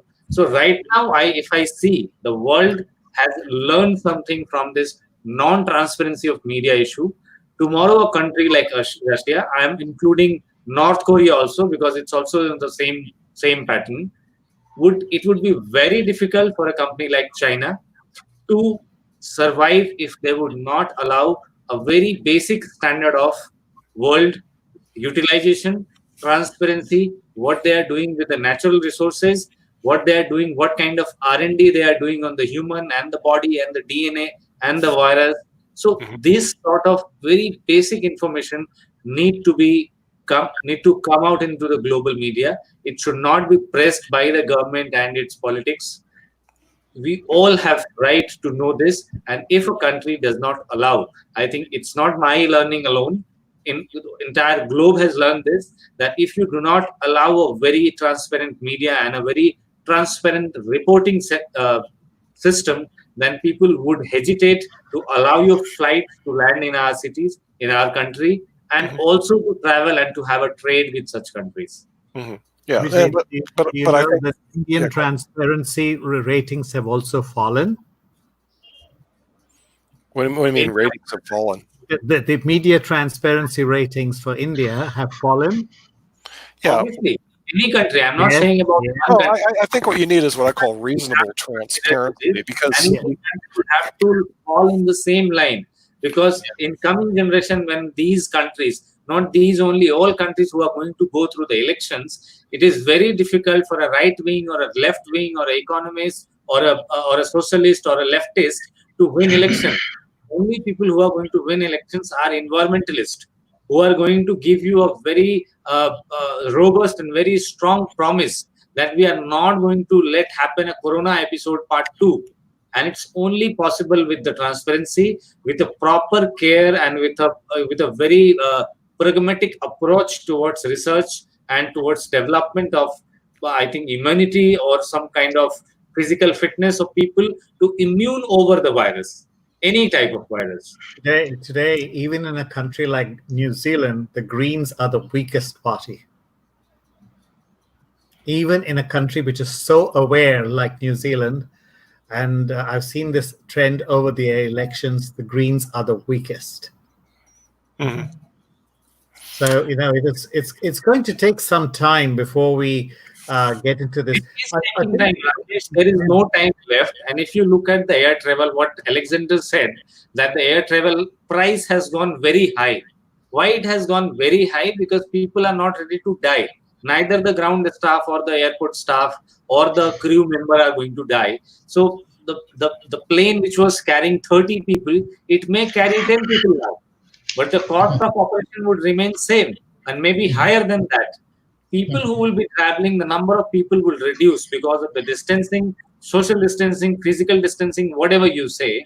And in these scenarios, when you have to do an installation and you have to maintain a database, international database of people that I am infected with these sort of virus infection, and if I want to travel to a country, the country has a right to allow your travel, not only on the basis of visa or on the basis of their diplomatic relationship with my country, but also on the basis of health, that what kind of virus, what kind of bacteria I'm carrying into their country. And these kind of transparency would not be limited to a test which you have done in your country. They will test you at the airport. There are lots of airports which I have heard are doing installation of entire setup to scan a person from tip to toe, and then they will allow you. Before that, we had to, I think, 4 or 5 parameters of allowing a visa to a country, that whether the person who is entering my country should not be wanted by the Interpol, and it should not be blocked by our immigration, and he should have sufficient money in the account, etc. But right now, the physical fitness and the clean test report is very important. Every country is going to do this. Mm-hmm. We have a question from our viewer. How is it in South Aka? Is that how you pronounce it? South Asia, I think. South Asia. Aceh is the province in Indonesia. Oh, South Asia, right? Or I don't know. Not Asia. It is Aceh. It is a province in Indonesia. Okay. which is okay. Oh, it is. Okay, good. I needed some education from our panel. So where is South Aceh? Aceh is the place in Indonesia where the tsunami hit. Got to get my globe out. Where the Go to tsunami Malaysia. Okay, the go to our bottom Malaysia down. expert. What was the question, bud? Okay, Raina, you're the Malaysia expert, so you're gonna have to go Okay. that. But basically, first thing first, I just want to introduce some of the things, because this discussion is very interesting. But some of the people representing China, some of the people representing India, even from Russia and the USA, we get a very combine of things. First thing first, I just want to give you this answer. Actually, for Indonesia, I think they're trying their level best. But what we are talking about, this transparency, information, so a lot of media issue, everything is important.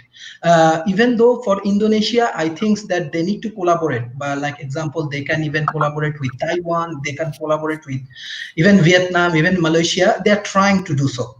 Even most importantly, from China, actually China, they are helping this kind of country. In Malaysia, they're helping a lot. That is the fact for controlling this COVID-19 with their expert, even though they have a commitment for vaccine.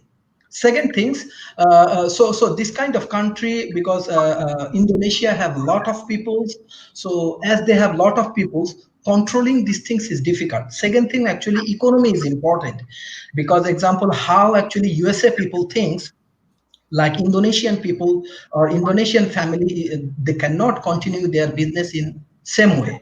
Even how Malaysia they can operate, Indonesia also cannot operate in the same way. But there are some interesting things, like example, media, these, that, everything is important. But my question is that, like, a lot of things happening around the world, right? Lot of information, lot of research, lot of guideline. Actually, where people get the genuine informations. Now people actually have a lot of, with the help of social media, even every time, from government, parliament member, even from journalists, from even, I'm very want to give you information, but like a researcher, everybody is actually confused what's going on around the world. So media is important. I just want to finish. Just media is important, but issue is that we need to be reliable media. We need reliable information. Even this is the expectation from IBM TV, from my side. Like, we need a reliable information, and which is helpful for human being. And most importantly, like example, when a economy actually grow, I'm actually very interested about economy and this kind of thing. Let's say USA now, that heavily depend on their vaccination and this kind of things from India, like even chloroquines and these things. Even what I know, that Pune, they are producing vaccine with the collaboration of Oxford University. Even China, they're doing a lot of research, this that. Even if we look professionally, like when this kind of exclusive research happen, like example, it's under non-disclosure agreement, maybe it will not go public. Okay, this is the reality we have to understand professionally. So what we can do, our government playing a very important role, every government. And if they want to share their information which is valid and which is helpful, we should. But definitely we need some sort of even guideline for media. Now I do not know, even many people do not know what's going on around the world. So nobody knows what's going on. Okay, yes? Nobody knows what's going on. Yes, but media is important. Media at the country level. This crisis is at the international global level. That whatever development or whatever achievement which we used to call is a development, it's an advancement, everything has failed. All formula and all formulation has failed. People are dying, mostly into those rich countries where we thought that the healthcare system and their hospitalization and their diagnosis system was very high. So when such kind of very established factor they fail, then we have the journey inward, and we have to really think about where we went wrong. And when entire globe is thinking same, then the crisis is not only on the basis of the country, that your country and you need information or a very clear, genuine knowledge from your government. It can be an international requirement of your government also, that they need to understand where do we go and what we ask.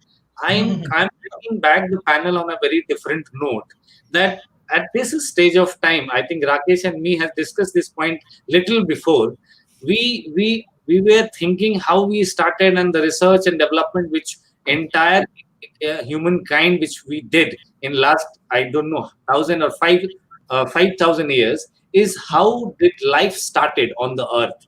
We never focused enough time and enough energy or enough money or R&D to understand how we all are going to die.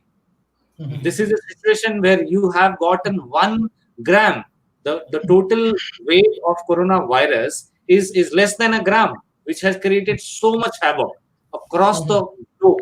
And that 1 gram is telling you that we have a size, we have a shape, and we have a number.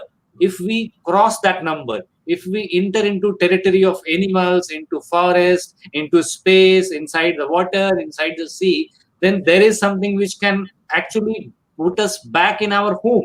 And it took only 1 gram for the nature to do that.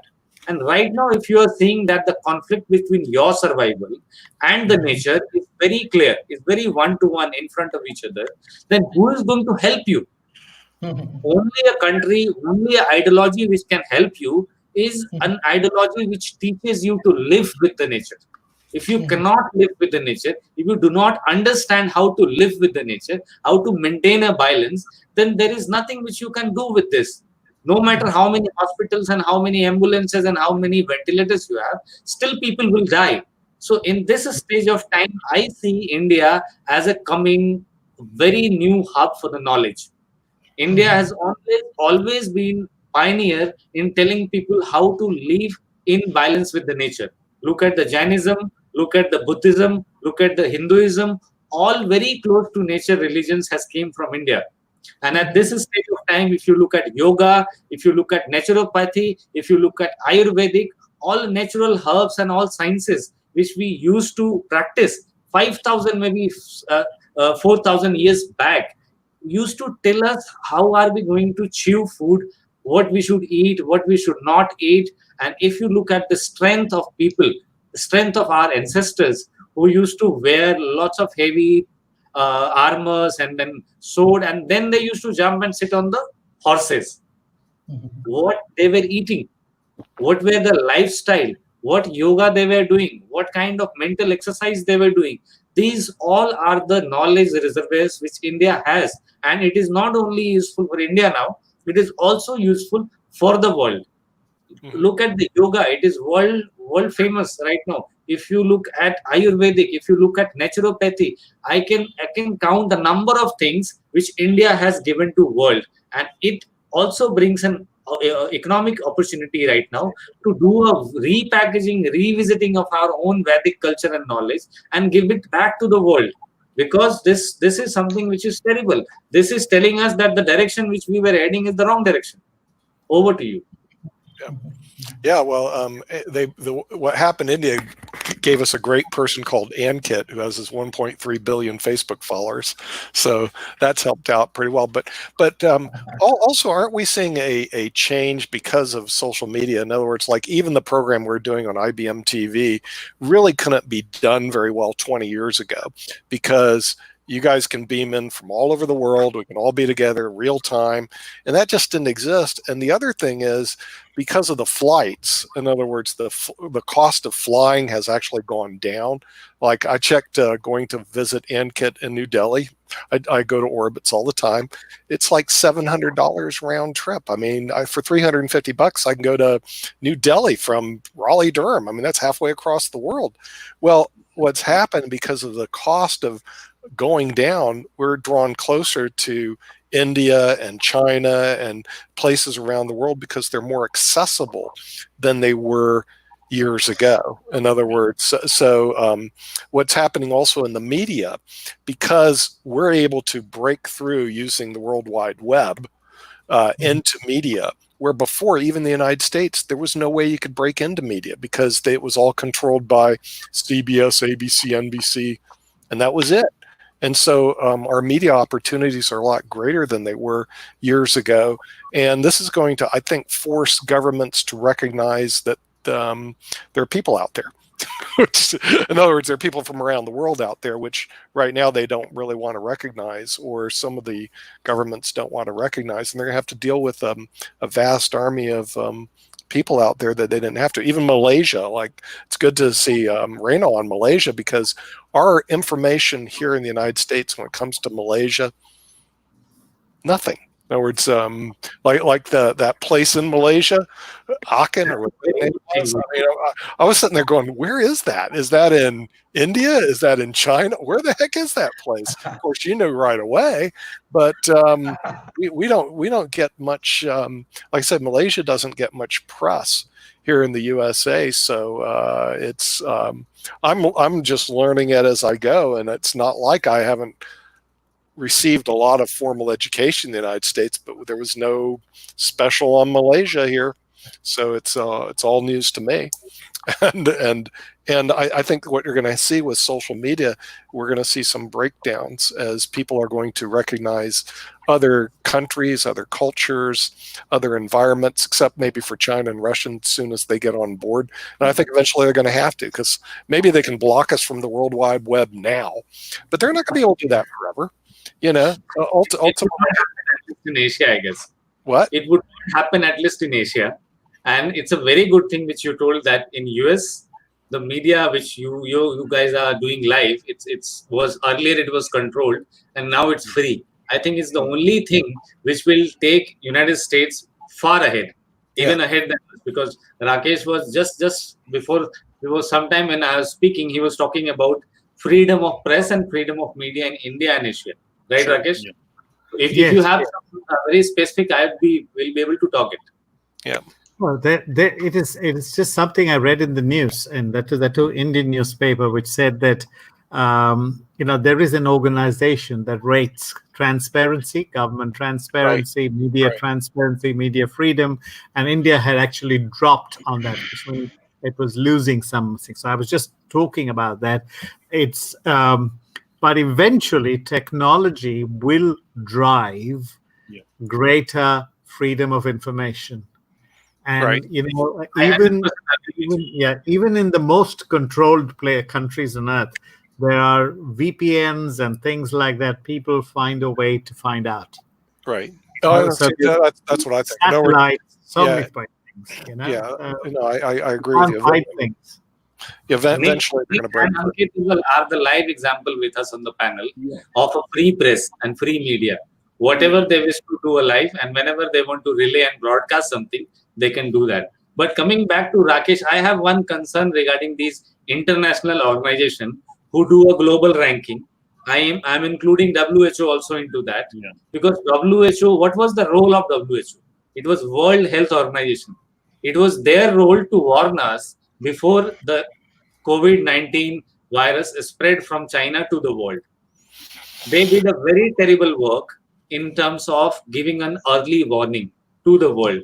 They knew lots of things. They were involved into lots of the research which was happening into China. They also gave them grants. They also have their diplomatic relationship with China. But how come they missed it? And if you are talking about the organization who are doing transparency research on Indian media, they should also look at the kind of international awards which is being given to journalists, the kind of political vendetta they manage. We had recently, a few days back, we have Pulitzer Awards. I don't know how do I pronounce it? Pulitzer Awards, and it was given to 3 journalists who were giving a narrative. The award was holding a narrative that India has occupied Kashmir, and it has forcefully entered into the territory of Kashmir. And then people who are there, they're clicking photographs, and for clicking their photographs, they have given an award.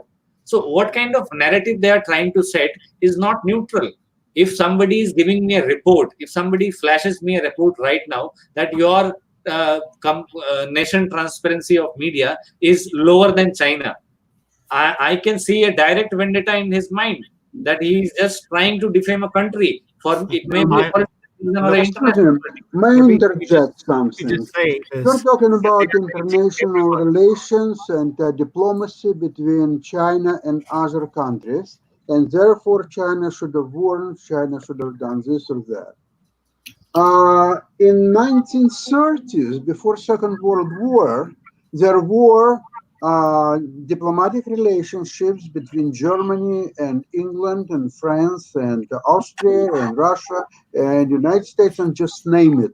Did it help to avert Second World War? Didn't help anybody in Second World War. Absolutely not. So consider this fact. China is now awash with cash. Trillions of dollars in its coffers, no debts. They have access to the latest technology in the world, the most advanced engineering and technology, and they're just a little bit getting sick and tired of being taught by other countries, including the United States, of what to do and how to do and so on. And they just don't feel that they have to oblige and say, oh, yeah, sorry, okay, we'll do this, we'll do that. It was like that 20 years ago, and 30 years ago, and 50 years ago, and 75 years ago. No more. Just forget that. It will never come back. Today, China is self-reliant. It's very powerful economically, from militaristic point of view. And, nobody's crazy enough to start a serious war against China. That will not happen. And if no wars, then China is not feared of anybody in this universe, period.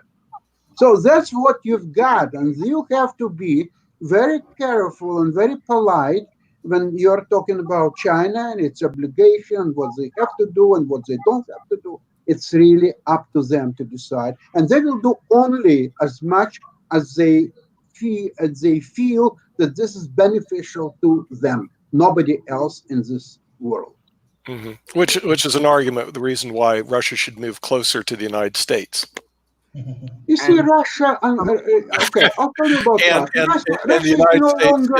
the United States, India, and Russia should be good friends because there's this big economy growing called China. United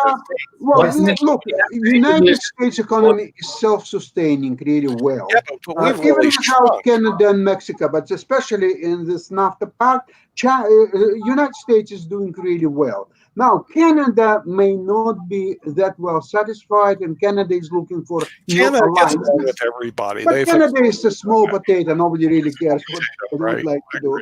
We know all that. It's got a lot of land, no people. Nick, I want to tell you something very interesting. Country. There is a very we should live like good neighbors. Before we can become good friends, because friendship changes every decade. According to the economic situations, according to the world dynamic change. I think post-COVID also there is a dynamic change in the world economics and how we behave and how we deal with other countries, and that's how we have new friends every time. But if we have good neighbors, I think that would make much more sense than talking about the global economy, because with your neighbor you can talk about a lot of things, and then that adds value to your global economy. What do you think, Abhijit? But don't forget about one thing. About neighbor. Let me tell you something else. You have to worry about yourself first. And your neighbor has to worry about himself first. So if both neighbors are worrying about themselves and doing well, it means both neighbors are doing well. Yeah, but it's easier to become neighbors. If I think about myself, I don't think about my neighbor. To save another neighbor. No. He will save himself. And then his neighbor also has to save himself. And then both neighbors are doing very well and they're saving themselves. That's not the case in India. Yeah, but see, the thing is, it's easier to become neighbors when you get to know people through the internet, like social media. Like Reina is from Malaysia. I think he's the only person I know in the whole country of Malaysia. Okay. I don't know anybody in Malaysia, but now I have a neighbor in Malaysia, Reina, right? Okay, so Reina, how many people do you know in the United States? Tell me. Yes, actually, I told you from 2009, from my undergraduate times, that time actually I engaged with debating community. I attended the World Debating Championship. I told you in Oxford University and the Cambridge University, I attend for debating championship. So from that times, actually I engaged with a lot of people, not only from USA, around the world. We have a chance when we go for debating in Oxford Union. So we have a chance like meet with many countries people from USA, from Europe, from Asia. So that kind of integrations I have, as well as when I start my jobs. So that times I'm working for United Group. So that times we have integrations with the USA people, we have integration with European Unions, we have integrations with Asian country. So that is the way. From that point of view, I just trying to share, because there is a very good question for like breathing globally and that kind of things. Actually, my point of view as a economical understanding, always I say, every country build up their economy based on their local demand first. It's India build their economy based on their local demands. Even India has brilliant big group of companies, let's say Tata Group, one of the biggest group of companies in India, right? Even China, first, they are actually heavily depend on manufacturing. Okay, from their house, from their small medium enterprise, everywhere they do build up their manufacturing. When they fill up their local demand, then they move to the international arena. In India also same. India producing a lot of intellectual people, right? For lawyers. Even actually my family, all of them actually lawyers, except me. Okay.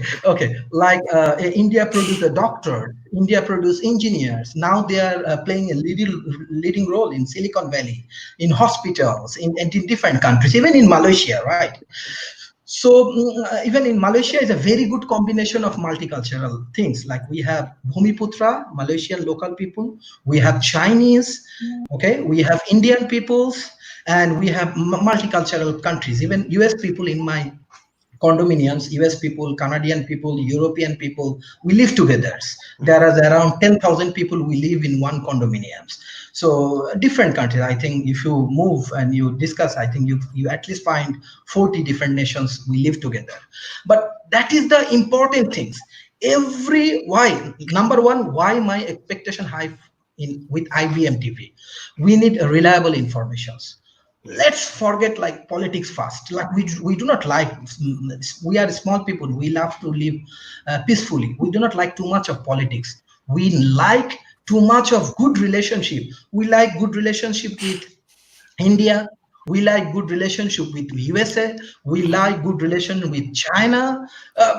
That is the way. In the Malaysia is a good hub. Why I said I do not want to promoting too much, but if you come, if you visit, I'm sure your IBM TV, your chess competition will be very interesting for local community. So even now, many people start observing IBM TV. I try to share with corporations, with the government people, with many people. But issue is that globalization is most important. We have to be connected. Connection create opportunity.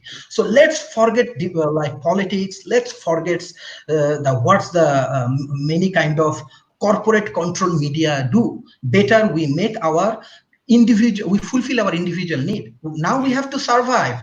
Now we have to save my people. Now we have to save my community. So this is not high time who is doing bad, who doing good, who is control information, who is manipulating information. Yes, we will learn. Definitely we will recognize these things. But for the earnest request, those who are best scientists, we need to collaborate. Those who are best doctor, we need to collaborate. Those who are good corporation for social contribution, we need to collaborate. Even those who are good lawyers for our security and corporation, we need to collaborate. Okay, by this ecosystem, we can save many people. Believe me, if we just focus on this media hawks, this, that, we cannot. We need better. I have a small question from you. Yes. I have a small question from you. You are saying that we as a people, we are not interested into politics. We just want to have good relationships. But people who are going to do front end for you into an international relationship or into a diplomatic relationships, they are usually controlled by politicians. And what you are talking with me or what I am talking with Nick it cannot affect the relationship between my country and his country, because it is being taken and is holded by the leadership, which is political, and by the diplomats, which are also controlled by the politicians. So my suggestion, which is there to you for the inclusion, is to you and me together, everybody. You can just talk to me, I can talk to you, we can talk and we can make an alliance, but we cannot ask our country to sign and get into a bilateral agreement until and unless we ask to do and we elect a government which is going to do that so for you. So the agenda which you need to set here, and not only here but on all platforms, is to choose a government. And in many countries you cannot even choose a government because there is no democracy, there is no voting. So what you are saying is practically impossible. No, please. On the ground. I just want to I want to add, because can I ask you one thing, Vijit? Do you think there's no voting in China?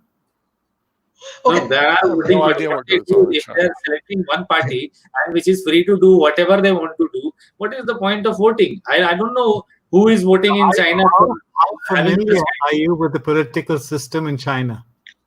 I'm aware about the political system, but it is not as transparent, as participative as other countries.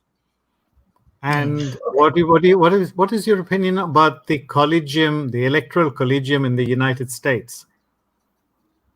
Brother, you didn't hear the latest on that, did you? Did you hear the latest on the electoral college, guys? Okay, you'll love it. Okay, here's the argument. See, lawyers always make money because people fight, and then what they do is they pay us. Okay, and when they start paying us to fight, then they stop fighting because they're realizing I'm making all the money, and that's the realities of the law practice. Okay, we got to interject ourselves. Who has a dispute? I don't care. I'm here to help you fight. Okay, you pay me, I fight. Then you go, hey, you're paying me, and you go, hey, I don't want to fight. It's not worth it. But anyway, here's what they're doing right now. And it may go in front of the Supreme Court of the United States. The Electoral College, here's the argument, that the people that serve in the Electoral College are free to vote any way they want, and they don't have to listen to the American public. Okay, and they're going all the way back to the history of the Electoral College to give them total autonomy, which, if that is true, that means that when we have our election by popular vote, it will mean nothing because the Electoral College can get together and say, I'm going to elect Joe or John. They don't really care. So it goes in front of the Supreme Court someday because a couple of the electoral people in the Electoral College in Colorado decide not to vote for, I think, Clinton back then. And then they were fined by the state of Colorado, and they say, hey, look, we can vote any way we want. So it's working its way through our legal system, which will be pretty interesting. Yes, we know India is the world's largest democracy, and China's the world's largest. We don't know what they are. And I agree with Ajit, that the real problem at the end of the day, and this is the real problem, everything goes to the politicians to make the decision. Otherwise, we would have this COVID-19 solved by medical doctors and not a bunch of politicians. And this has always griped me because even here in this country, it's not like we brought in front of the American public the medical doctors and the virologists and the pathologists to sit and discuss it with you. Instead, poof, they said, now we're going to take control of it. Here's Mike Pence, our vice president. The guy has no background in this at all, and he's in charge. And so this is a problem that's universal because all of a sudden it's a lot like we know that Sasha is a chess player. Okay, he's a good chess player. Not a great one like me. Not a great one like me, but he's a good chess player. Okay, but you given us an update about the collegial system. Nick, sorry. You given us an update about the collegial system, but you did not given your opinion. How do you like it? What actually has happened? Well, you want my opinion? Yeah, I want your opinion. Okay, well, realize if you want my opinion, hey, Ankit, send him a retainer, and I'll give him my opinion.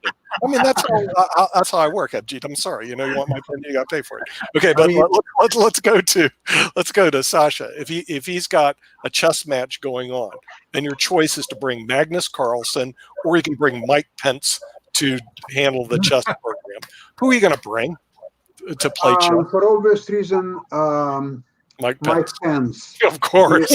He's not Magnus Carlsen. I mean, you know what? I want to tell you one thing. Even you know what? If you would give me a choice, Donald Trump instead of Pence, it would have been definitely Donald Trump. Because you see, in every aspect, whatever you are doing, to have a humor, to have aspect of fun is very important. Carlson is no fun. He's dry. He's okay, so he'll play a game or two here and there. But somebody like Trump or even Pence, they are entertainers. Okay, I understand that, but I'm telling you, the top virologists in the world, or the top nephrologists, who I don't even know who they are. I bet no one in the panel knows who the top virologists and pathologists are in the world. We don't know who even they are, but I guarantee you they're not fun people. Okay, most of the people that are top in their field are really weird.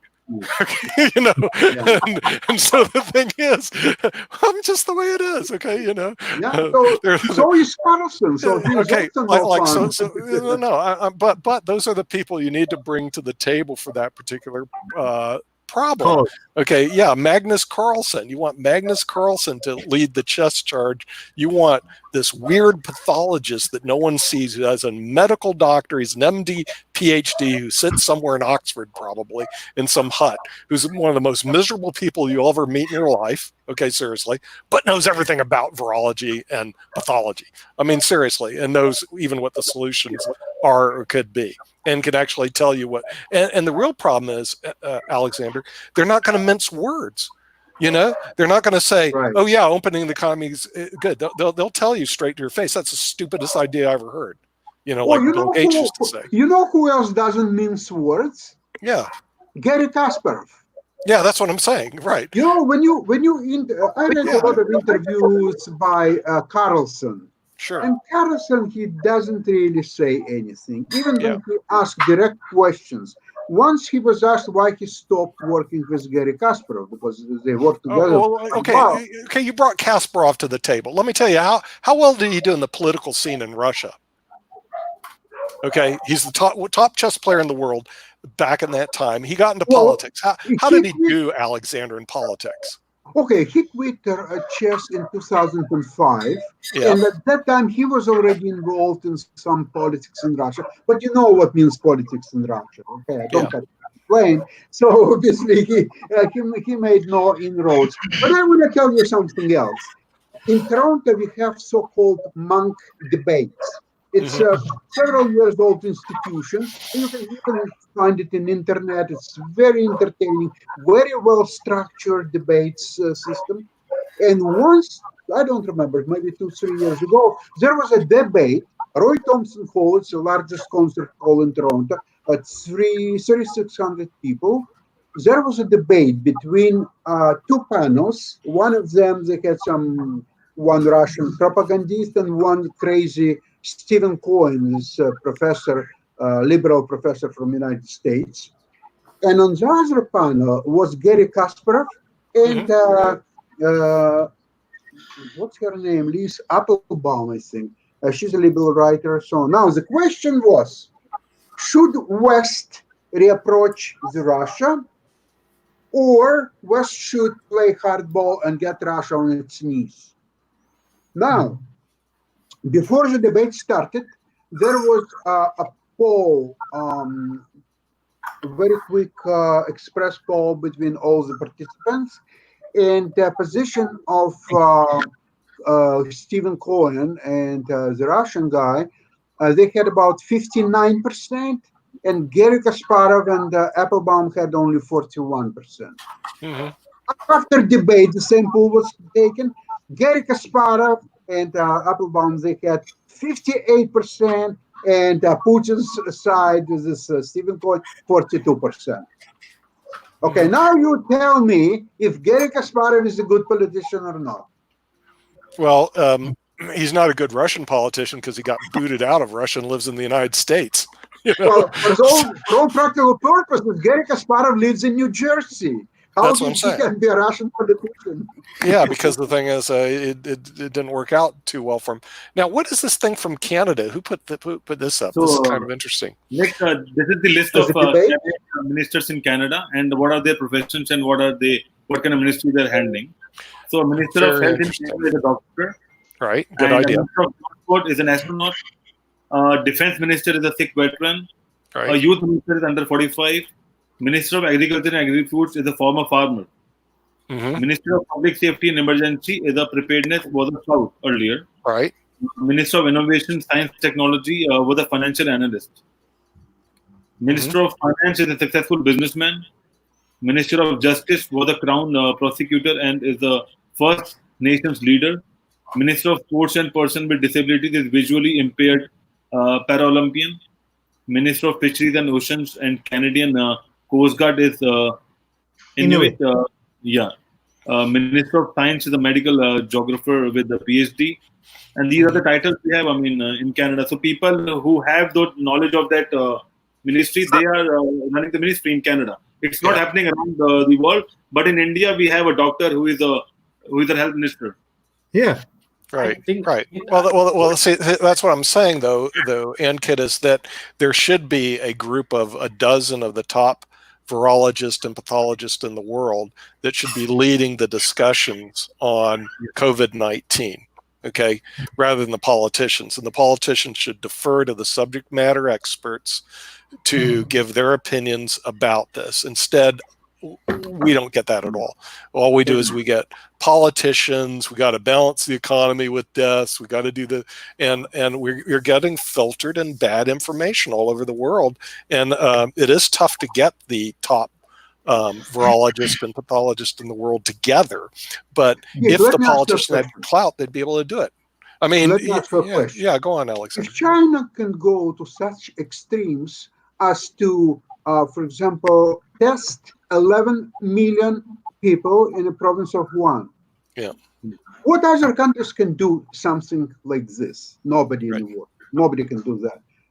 Even technologically speaking, it's impossible. And never mind the will to say to 11 million people, you're going to be tested the next 24 hours. Stay home. We will come to you and so on. And it's not a referendum. There's no debate whether it's feasible, whether it should be done or not should be done. They make a decision, done deal. Okay, nobody can do that. Right. So if China can do that to 11 million people, and for all practical purposes, I don't see why they can do it to 1 billion people for a practical purpose. They can do that just as well. Sure. It will take maybe a little bit longer, but they can do that. So why China then need cooperation with anybody in this world? Give me an example. Why? What's the benefits for China to do that? Export. China depends on export and import. And they like to import our technology. They import our technology. They develop it, and then they export the goods. You know, and China has everything. They have all technology available. They have all the manufacturing available to them. They have 1.5 billion people. They have trillions of dollars. They have the gold as the largest gold resources in the world. Why do they need to cooperate with anybody in this world? I just don't get it at all. I just don't get it. They don't have oil. Look. No, I'd like people to convince me. I want people to convince me that I'm wrong, that I don't understand anything. I want people to convince me, but I'm not getting anywhere. People are telling me China is horrible, China is this and that. Okay, just tell me, explain to me something. Alexander, no oil. They can't run their stupid cars because they don't have oil. Not my problem. If you think about it, okay, you're in the middle of a bloody desert in the worst place an important factor anymore. What? Oil is not such an important factor anymore. No, it isn't anymore, but for years it had been. So the thing is, they went around the world trying to acquire natural resources that they don't have. Yes. You know? I mean, they don't have oil. You could make the argument the U.S. I mean, frankly, we have a lot of stuff here. So why are we bothering with the rest of the world? I mean, in some respects, you can say we don't have to because we have oil, we have gas, we have food, we have housing, we have. So here comes Donald Trump. That's his policy. Donald Trump doesn't need anybody. He wants to be United States. For years, we haven't recognized the rest of the world. I mean, like I said, Malaysia just came on the map to me because Rana showed up. Otherwise, I wouldn't even know where anything was. You know, I had to travel all the way to Malaysia to find out where it is. I had to travel there. Okay, one thing I just want to add, because there is a leaderships and the expert, this type of question come, and politics also come. Yeah. Just I want to give example of Malaysia. Before this pandemic, I think few weeks ago, Malaysian government changed. Because of it's a huge. I didn't know it changed. Yeah, like I said, Reena, we get nothing on Malaysia. So when you said, hey, just few days ago. Yeah, okay. Just few days ago, before this pandemic, just few days ago, Malaysian government changed. Dr. Mahathir Mohamad is a very respectable man. I respect politicians, but suddenly government change, new government come. Then this pandemic start, and they have to do this lockdown. Okay, just few weeks, maybe 1-2 weeks. But how? It's a question. Maybe you can ask me how in this political turmoil they control this COVID-19 and this thing very well.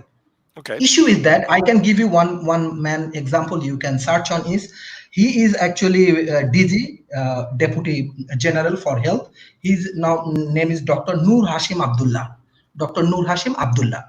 He's a professional man. Okay, so Prime Minister come. So Tan Sri Muhyiddin, he's a very respectable man, and I think he's a dynamic politician. He gave all of the responsibility to the professional people. He is the head of healthcare. Okay, Dr. Abdullah, he's a professional man. He's the head of healthcare, and we politicians give you all of the backup. You take decision. He do all of the controls like healthcare, medicines, everything. Every decisions come from Dr. Abdullah. Okay, he's a professional man. He's not a politician. Okay, so when he took over, like after this political turmoils, a professional people take the responsibility of his state. You can check from here, like 4-year kids to old people. Everybody respect about Dr. Abdullah, and perhaps he's a top 3-4 doctors around the world. Nobody maybe know about Dr. Abdullah. So that is the question answer for politics. Like example, if you focus too much of politicians, you may lose your control, you may lose your positions. So better do work with the professional people who is expert. If I face any problem with the law, we have to focus on lawyers. If it's a time for doctor, researcher, give opportunity to doctor and researchers. If there is a situation for industrialist and the job employment, give opportunity to entrepreneurs. So yes, politics is very important, but in some point, in a crisis moment, you have to rely on professional people. And about this kind of lot of contract and agreement, I do work with Germany, with and Russia for nuclear power plant. I do work with China for solar projects. I do India, even I do work. So I have some knowledge how these things happens. When feasibilities come, real things must need to be input, even it's a non-disclosure agreement. So it's not only emotion, we have to be professional. When situation comes, we have to be very professional. So that is the way of success for Malaysia. I just want to that's the problem. Discussing. I think Nicole said the right thing, that we have oil, we have this, and we have entire necessity which United States require. And why do we need to rescue another country? The same way you are telling that the work allocation which was given into two different politicians within Malaysia was very right. But my question was not on the focusing but to give him extra importance to politics. But my point was little different. We need to develop global neighborhood.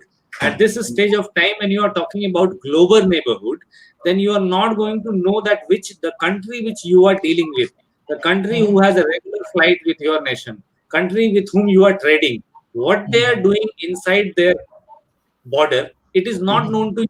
The only thing which can bring is a global leadership. And how do you decide global leadership?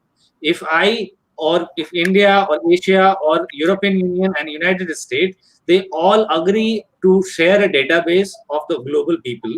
If before they fly, it is very easy to convince European Union. Once you convince European Union, you have convinced half of the world. Then the other side, if you have convinced Asia, then you have convinced half of the people on the globe. And if you have convinced United States, then you have covered entire globe. But problem would come that we do not have similar type of structure within countries. The election system and the other system which are not equal, all of them are not into same shape of democracy. How do we reach that consensus? That consensus need to grow on the world level.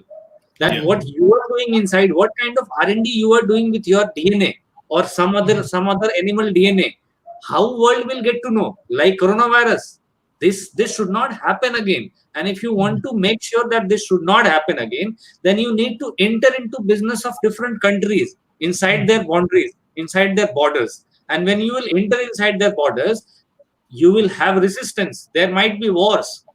They would not allow you to enter. There is no international organization who are allowed beyond the diplomatic willingness. And that to meet that willingness, we will have to create a consensus, and countries who are not agreeing to consensus, what would happen to them? As a cluster, we will have to say no to them. Don't trade with us, no flight with us, no relationship, no diplomatic relationship with us, if you are not giving transparency to media, research, natural resources, etc. to the globe. Yeah, Alexander wished to add something. But I think what I will say will be extremely controversial. I will not gain new friends, especially here on IBM TV. From But Russia. I will do it. I will do it anyway. However, before I will do it, I want to tell you a well-known story about greatest American chess player and perhaps all world chess player, Robert James Fischer. Many years ago, before he became actually world champion, he was already playing at world championship level. His strengths were incredible. And one popular magazine, I think Yugoslavian or even American chess magazine, Sport Illustrated, I forgot, somebody asked him about who he believed, but he was not world champion officially yet. So they asked him a question: who does he think is the strongest player in the world? Robert Fischer replied something like that: "It's so great to be modest, but I'm not going to hide the truth from the chess world. By far the strongest chess player in the world, it's me, Bobby James Fischer." That was his answer. Now, it's so nice to talk about transparency, about the friendship, about cooperation between all countries in the world. Never happened in the history of the civilization that everybody was cooperating with everybody is in love, and these people are helping that people. That never, ever happened. Why are you here dreaming about something what never happened? There is no proof that it can ever happen, and it's not going that way by all practical purposes. It's not there, and it's not going to be there. And furthermore, everybody likes to talk about that, but nobody really wants it, because everybody cares about, first of all, himself, his family, his friends, his town, his country. And only there, they look around, who else is there? Oh, they're still alive. Oh my God. Come on, get real. Let's not talk nonsense here, please. But there is one more thing, Abhijit, what said that if we create a global consensus and we leave out those countries, but you know that we have a lot of bilateral trade as well going around.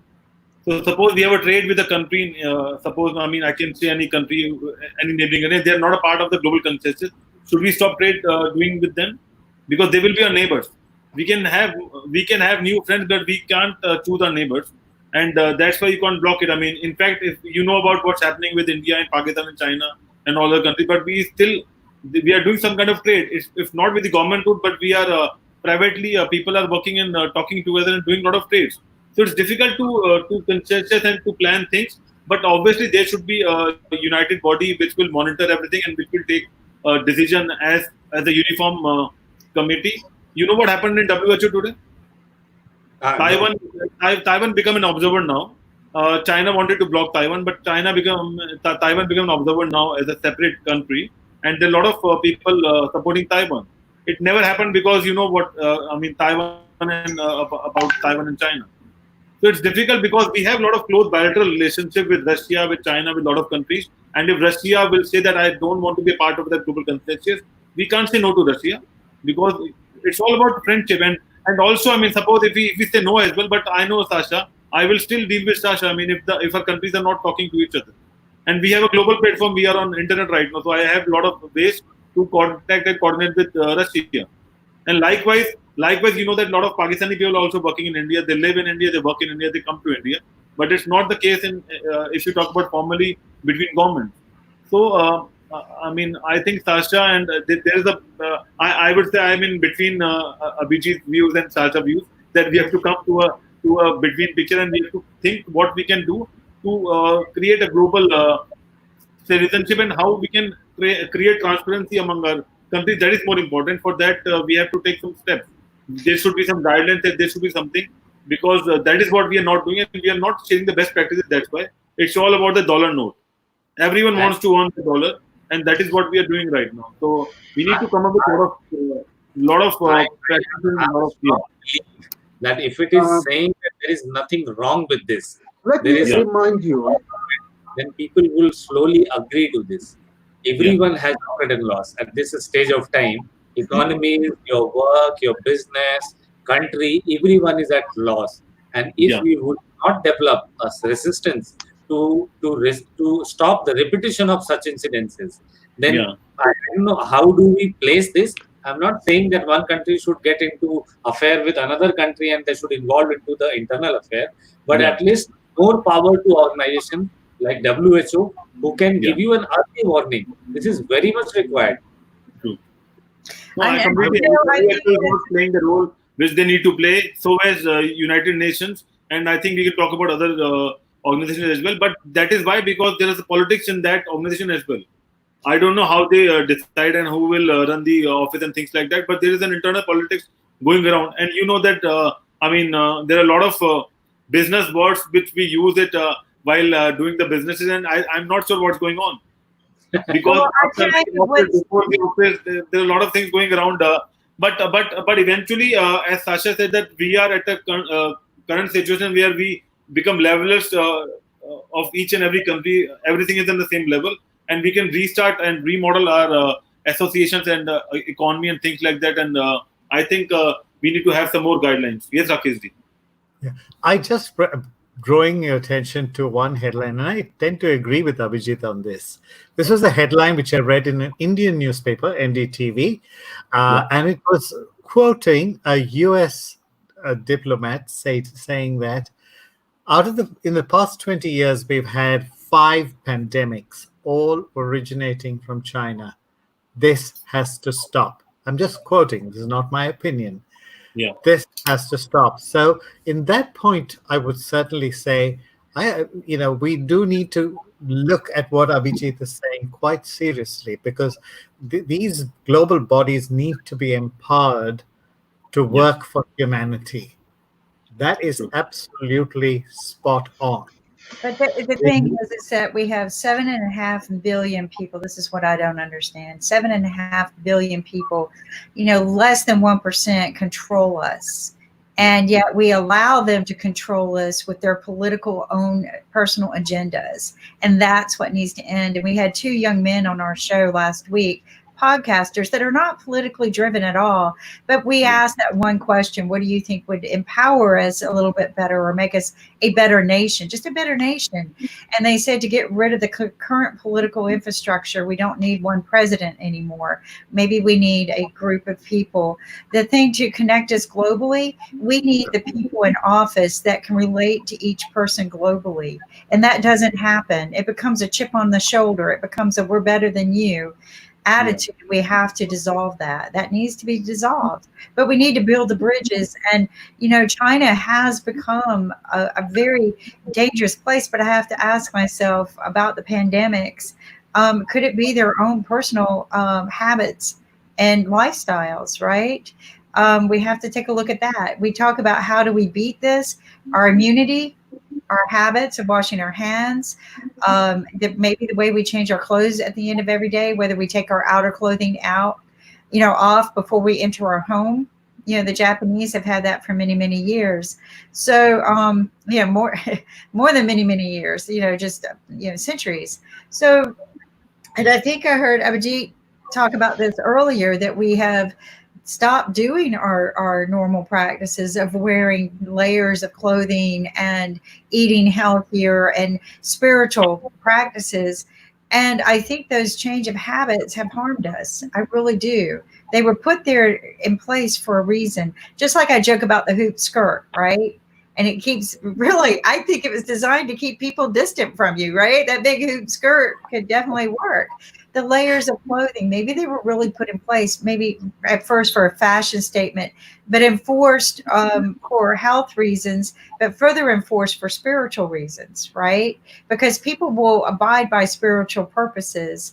So maybe they were really there for our health, to not spread diseases, when we layer our clothing a little bit better. So I agree. I think all of you are on the right guidance here, but I think there's a louder voice out there that's not being heard. If you think about it, 7.5 billion people, and we're treated as if, less than 1% control us and we allow it. I think we can pull it together. I just think it's going to take a stronger voice. And to address your thing on exactly. And I think to emphasize on Ankit's point of some things, I want you guys to be very careful. Both the WHO and the CDC, who are extremely well funded by all of our countries, withheld very important information under classified documentation stamping. That should never be allowed. If you are a World Health Organization or like the CDC, where you are there for the people, there should be nothing classified ever. There is no intellectual property that should ever be established out of any establishment that is intended for the world. Okay, no classified information whatsoever, nothing. And yet they had classified information. That should be disbanded. The people who did that should be fired and removed from office. And there should be no intellectual property developed in any of these entities, not when taxpayers' money pays for them. So I'm going to get off my soapbox, but you guys are heading down the exact conversation that needs to be happening as a global means, but none of the leaders want this to happen. Okay, that's divide and conquer. And you have to ask yourself, what do the leaders really want to gain by this? It amazes me how certain leaders become best friends, or are they really best friends, right? But it's all about that political power and what they're trying to gain and what they're trying to do. And I just think we, as a group of people, we're going to have to establish something that pulls it together, right? Just like if you just want technical standards for the globe, there's got to be a means to derive certain global standards for the globe, so that certain people aren't inventing things that don't work with other things. I always found that to be very irritating as an engineer, when we would set global standards and then everybody would go proprietary. I'm like, why are you going proprietary when we need to work together? Oh, well, because everybody, like Apple, everybody will just buy an Apple. No, that's not the way anything should be done. Many years ago, we had laws in our country that prevented companies from becoming monopolies. These laws were strongly enforced, but those laws have slowly dissipated. Okay, where's Nick when I need him?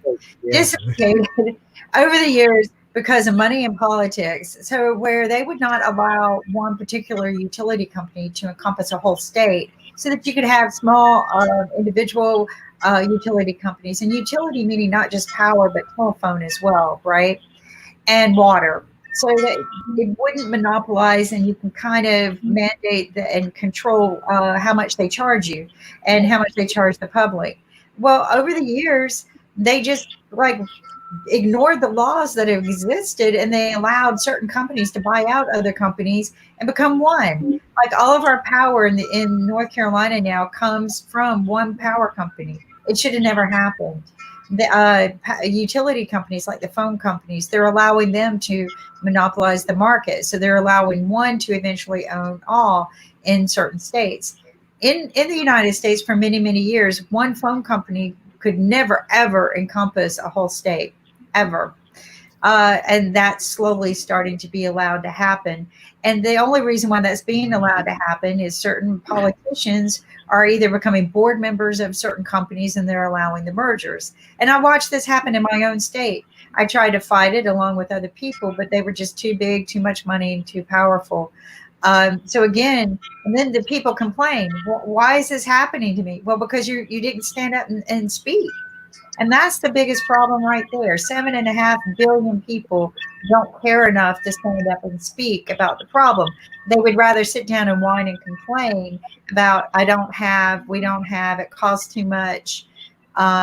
So there's your problem. That's where it lies. And we're the middle. We're the ones who say, why not?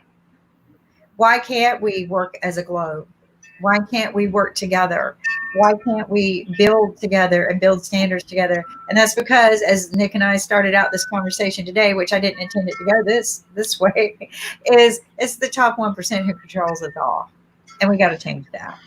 And I think Rakesh mentioned something at one time, the middle class was actually the driving force of the United States. The middle class own the majority of the assets.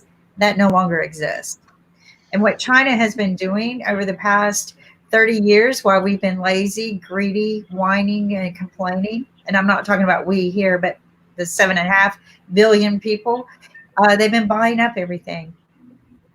And, as we know, they don't care about their people. They don't care about their people. And the data shows it because all of the pandemics and the diseases have been coming out of their country, which means what?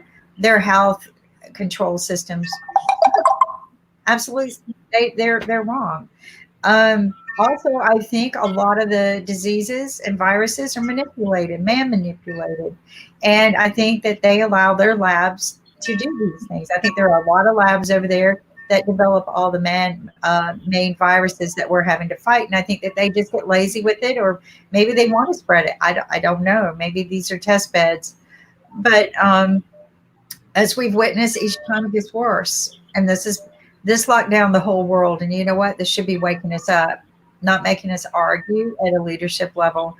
But what I don't understand, and it's really making me sick on a daily basis, is we have data to support how we can get past this, and we're not using it. Now, Hong Kong is a good footprint. I don't care what anyone says. They're making it happen. Unfortunately, other countries, it spread too fast, so we have to contain it, right? So do the necessary steps to contain it and get it under control. But Hong Kong has yet to close down. They still continue to operate. And granted, they've had little flare-ups, but I think they get them under control. So why not take a look at that footprint? And why don't we do it as a globe? That's what I got, I don't know why they don't follow it in public life, I mean, there's enough data out there to support good practices without shutting down, and you didn't have the major pandemic. That's, I think lots of people they think it is not possible because it never happened. Those people should also understand that impact like COVID-19 never happened. Even into World War I and World War II, trains were not stopped. There was no standstill like this, which has happened now globally. So if something which not happened or never happened, if we believe cannot happen in future also, it's a wrong thought process to follow. And as not as Indian only, but from one side of globe, entire globe is thinking about the same thing, that what if it happens again? It's not possible to lose such people again and again. After, I think Rakesh said in last 10 years, China has given 4 or 5 pandemics. This is what he read in the newspaper. If it is going to happen again and again, how are we going to stop it? And if we are not giving strength, we are not compromising with our own interest, then it is going to happen again. Somebody would do some R&D and it will go out of the hand, and then we all as a globe will pay price for this, which we never did. My country was not at a fault. We were not doing any research at Wuhan. Right. So why are people dying in our country? I have right to stop things at my border. And these rights I cannot exercise with fight or breaking diplomatic relationship. a global body would have to come and tell each country that you have to fall in this line. If you are not falling in this line, the better you become self-dependent. Do not trade, do not have flight, anything which can give a harm, which you can transport from your place to their place. This would come very soon, and the grace and the anger which is being created after this COVID-19 is also going to hit back to China. So what they have done, I don't know, it's a strategy, it was a conspiracy or what, but if they have done it with any wrong intent, then they are going to pay for it. I agree. I think it's about the knowledge that we're going to have about what happened, why, but the intent. At the end of the day, I think it's going to be driven from the intent. I don't know that we'll ever know the truth about this particular pandemic. I think there has been a lot of cover up, and a lot of our answers have been removed.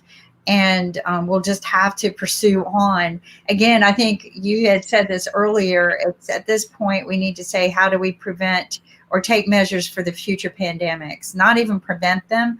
I don't think we are. And one of the doctors last week said that they're just going to come because the earth has changed. And this might not be, it might be man-made, but if it's not, it's just going to become part of what the earth offers us. And we have to learn to live with it.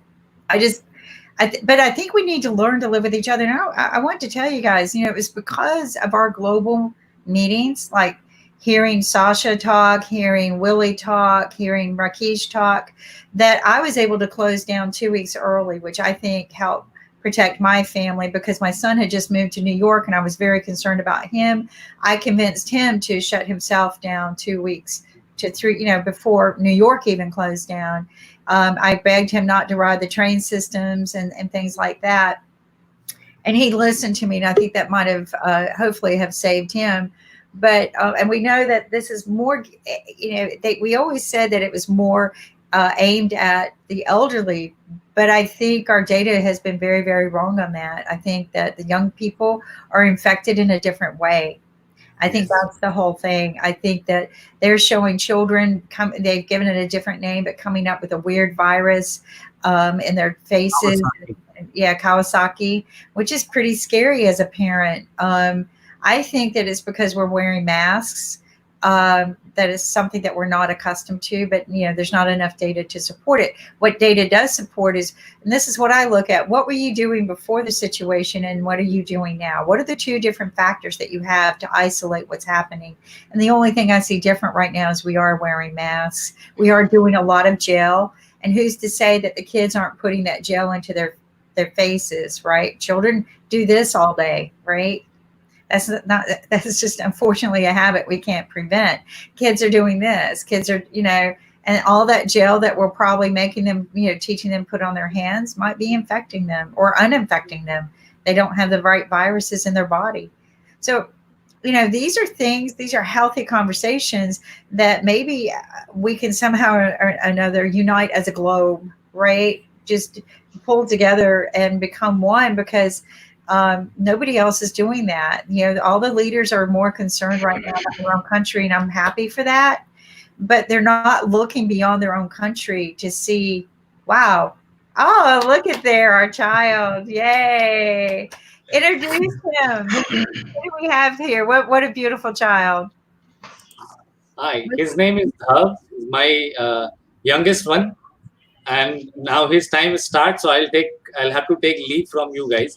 It was wonderful discussing with all of you. Thank you, Abjeet. I did not hear Mr. Lynn Shepherd, so next time we'll definitely join you and we'll get to hear from you. Kim, it was wonderful. He is doing namaste. Namaste. Namaste. What a beautiful child. You'll have to watch our children's shows on Sunday. We've got children's shows. So we'll have to. Yes, thank you. We've got all kinds of new shows coming on to help inspire and teach. So thank you so much for your input today. I appreciate it. So take care. We'll see you soon. Thank you. I too will have to take your leave. It's getting quite late for me. Wow, you've been so inspirational and informative today. I appreciate you coming and giving us feedback. You know, again, these are conversations that they need to be having globally, or we need to pull together a team globally, because somebody's missing something, and we're all paying for it. We're all suffering for their arrogance. And we are actually fortunate. There are so many poor people in India who are walking hundreds of kilometers, their feet completely worn out with sores because of the coronavirus. If you see the pictures, you will be horrified, just horrified. How do we fix that? Why are they walking so far? Is it to get to the government? It's partly our own government's fault. They shut down things too quickly. It was done with a good motive, but the unintended consequences were this. That happens. That happens. So how do we fix it? This is what I always ask people. If you knee-jerk fast enough to shut down and you know consequences are happening, how do you knee-jerk to start fixing it? And they don't want to because they're scared they're going to cause another consequence. But you know what? The people's health, their livelihood, knee-jerking occasionally, even if you have to knee-jerk a few times, you got to pivot hard. Quick reactions to some of these things will find the solution, but sitting around talking about it all day is not preventing people from getting sicker and more and in more worse state. But thank you for sharing that with us. And you know what we need to do is again, you know, try to unite the whole world rather than we need to build the bridges. Even with the Chinese, there are a lot of innocent Chinese people. They're not all bad. They're all not bad. There are people there that just are, consequently, unfortunately, they were born there. But they have a heart and a mind and a soul as good as ours. And yes, Sasha. I want to remind you that not all Germans were bad in exactly. 1949. There were a lot of good people. But my grandmother. But I want to remind you something that.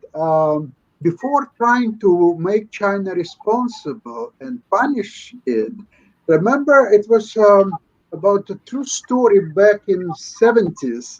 The Prime Minister of Ireland phoned to then General Secretary Brezhnev and told him that, well, we figured out that your country is not transparent, there is no freedom, and we decided to start a war against you.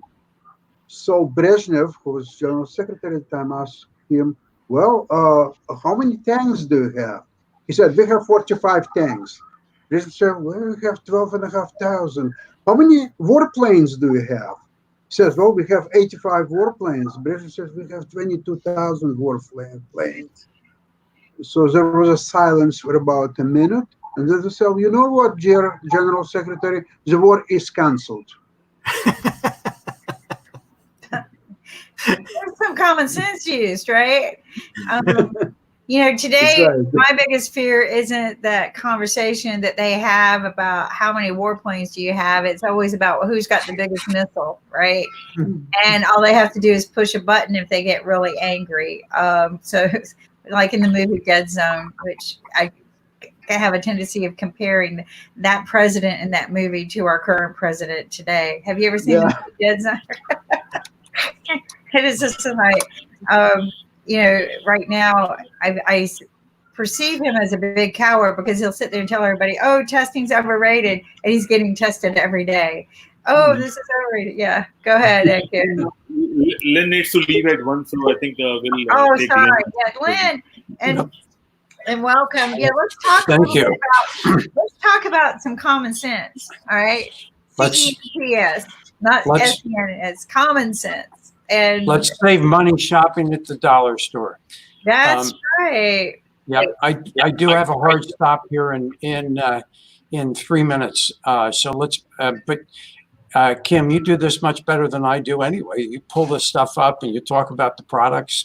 But we are donating to Money Masters, which owns IBM.TV. We love the mission of financial education for young people. So please go to the IBM.TV website, click on the green button, shop at the store. Basically, you will learn how you can save money. You can buy products cheaper, and We deliver to your door, even except for places where I live where we don't have delivery, but that's okay. So we go to the post office, and we have Minion napkins. That's maybe the most important thing. We don't have masks yet, but we do have toilet paper, as you can see. We have Kleenex, so we have some paper products. Sadly, we don't deliver to India right now, or to Malaysia, or to Toronto. Well, we can to Toronto. It's just it's like the birthday card my daughter sent from Toronto to my wife. She sent it out last Monday, and we haven't seen it yet. We may not see it because it's still stuck in Border Patrol. So we apologize. If you do order in Canada, we can ship. It costs a little bit more, but may get stuck at Border Patrol. So take a look at some of our new products, especially the Extreme Patch with lidocaine in it. And in answer to your question, Kim, I should have used it on my right arm because it wasn't my left arm that hurt. Now it's my right one. So I am going to put it on my right one today. Oh, goodness. Yay. Yeah. So you went shoveling the other day. You haven't been shoveling in a while. And, but again, this is something I learned from the doctors with my pain, stay ahead of the pain. So they would always tell me, take the medication before you do something, but as Lynn and I say, you should always be very careful with that because pain is your threshold to tell you when to stop so that you don't re-injure yourself. So there's some common sense to that theory as well, but staying ahead of the pain, another theory behind that is once you do start taking the medication, keep taking it until you feel like the pain is gone. Don't re-enter back into pain because it takes more medication to get rid of it. So I'm not a doctor. I'm an experienced patient. Okay. There's a difference. I am a professional patient. Anyway, I have to take leave. Thank you. Namaste. Yep. Namaste. God bless everyone. Take care. Be safe. See you tomorrow. All righty. Bye. I always love having Lynn on and talking about the Minion napkins and all the great and wonderful things that they provide us without having to shop. Nick's blanked out. Let's get rid of Nick. He'll be back in a minute. But namaste. Who do we have here? Jeff. How are you doing today? I guess it's good afternoon in the old U.S. Yes, I'm in central Illinois, and it's just the noon hour now. So thank you. Wow. So, okay. So tell us a little bit about what you do and where you're at, what the weather's like, and also COVID. Sure. So I'm the Dean of the Gies College of Business at the University of Illinois, and I'm dialing in here from my home in Champaign, Illinois, which is home to the university. I'm an economist by training, so happy to talk both about economic issues broadly as well as the impact of all of this on higher ed. We just had our graduation this last weekend, virtually, of course, as did most students around the world. Wow, congratulations. I sit on a board of advisors at North Carolina State University, and that was the big conversation that we had was how do we graduate our students, give them a ceremony. So how did you do that? Well, we made a decision about a month ago to hopefully be able to bring the students back face to face sometime later next year. And so we had a kind of a short and sweet virtual graduation. We had a number of alums that provided video messages. The president of the university and the chancellors were there to confer the degrees. And then lots of individuals, like in our business school, we sent out video messages from me, from Larry Gies, who our school is named after, and the like. Wow. So, we sent care packages. We're doing everything that we can because it's obviously a big disappointment for a lot of the students who spend their whole life picturing this opportunity to participate in their graduation, and then they have to do it through a screen like we are right now. That's what I tell people, even the high school graduates, they spent, 12, 13 years of their life, dedicated to, getting to school, getting through all of that, a lot of this and this. And they miss out on the one thing that we all were very fortunate to have, which is, there's something about that ceremony. you know, that it's for the family, it's for you. It's a great celebration. Hopefully we can change it and make it just as important as any other ceremony in every life. We've been seeing different ways people have been doing graduations. My favorite so far is the one high school not too far from my town here in Raleigh, North Carolina. A principal said, you know what? I'm going to go visit every student. And so he had a yard sign made and his staff, and they drove around the whole town. It's a little town. And they put a sign in each graduating student's, but he called them up and he told them, you know, be at home from 8 to 2. And he did. He drove around. Now, we can't do that at a university. That's a little grand scale. But yeah, we have thousands and thousands of students graduate each year, so that might be a little bit tough. But no, people have been really creative, and I love some of the stories. And you know, families are being creative too. My own daughter graduated from college, and so a week or so ago, we had an in-home ceremony. I put on my full dean regalia, and we surprised her with a graduation robe. We held our own little ceremony. So awesome. I think everybody's doing what they can after the most unusual semester, I believe, in the history of the university. Well, I think of any university in the world, as I said, you know, I sit on the board at NC State, and I was actually honored with speaking at the 2018 commencement. And, you know, there's something even about having that honor, right? And being able to speak to that crowd and feel the energy, right? There's an energy in that one big room of not just the students, but the parents, everybody who invested time, money, and work to get there. And it's not just the students and the parents, it's the teachers, the faculty, the staff, I mean, everybody. So it's disheartening for the staff as well. I know you probably agree that's 100%. Yeah, that's one of your biggest days. Right. You know, the two most exciting times of year at a university are when all the new students arrive in the fall, and at graduation, you know, kind of the bookends to the year. They're big opportunities for celebration. But, you know, look, I think everybody understands why we needed to do this. And we continue to hold out hope that sometime next year, we will have the opportunity to get folks together to celebrate in person. But obviously, those plans are contingent on what happens with the virus, what happens with the economy, and so. Let's talk a little bit, because of what you do, about what the university is going to do in the fall. Because I already know what we're going to do at NC State, but what are your moving forward strategies? So, you know, as a public institution, we first of all need to take some guidance from the governor of Illinois, and the governor of Illinois has laid out a phased return to work plan. It's a 5-phase plan, and we're in phase 2 right now. Each phase you pass through, depending on the region of the state you're in, depending on what's happening in trends with the number of new cases being diagnosed, death rates among those diagnosed, hospital bed utilization, and so forth. As long as those trends remain positive, and we continue to progress, hope is very much by August that we will be in a position to once again hold classes face-to-face on campus, albeit with social distancing. So we'll probably use more hybrid technology where you spend part of your time in class, part of your time online, so that we can reduce the density of classrooms. There's going to be a lot more PPE around campus, sanitizers and face masks and the like. We will provide some of that. Students and faculty be expected to have some of their own.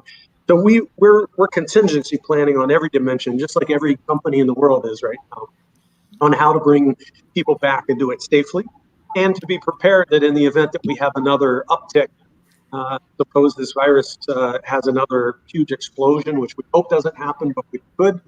The ability to once again move into an online setting if that's what's required. So we're actually, our job's gotten a lot more complicated, because we're not just planning for our usual fall semester, which already brings a lot of busyness. We're actually planning for 2 or 3 very different scenarios in how we can continue to deliver a great education. We won't actually make a final decision about face-to-face versus online versus hybrid until a little bit later this season. Okay, so that's good though that you're making, three maybe options so that it's easier to transition. That's what I always tell everybody. When you develop a plan, you should have different road map directions before you lead out, because you never know what's going to change. And if you already have that mapped out, it's quicker to make that change. That's awesome to hear. I know your students are a little antsy right now. What has been their feedback to all of this? Have they been patient? Has there been some frustration? A lot of questions on your end? Well, obviously, this came as a shock to everybody, and in the huge diversity in terms of how people are dealing with it, right? So early on, the biggest difficulty we had, like in that first week or so, as things started to shut down, is we had hundreds of students studying abroad all around the world. We had to get them back safely. Then it transitioned to, okay, we're taking all instruction online, and you quickly realize when there's resource inequality in our student body, as there is in society, you've got students who are not in a position where they didn't have the laptop at home or the high-speed internet connection. So we took great steps to try to get technology to them, provide other tools for them to be able to continue with their learning and with their study. At the same time, all this was happening, we were transitioning our faculty and staff to remote work. So it was a pretty crazy period these last few months. I think we've settled into a routine that, while no one wants to continue with it, I think we could. We have, gotten technology and resources into the hands of a lot of our students, and have been able to finish out the semester strong.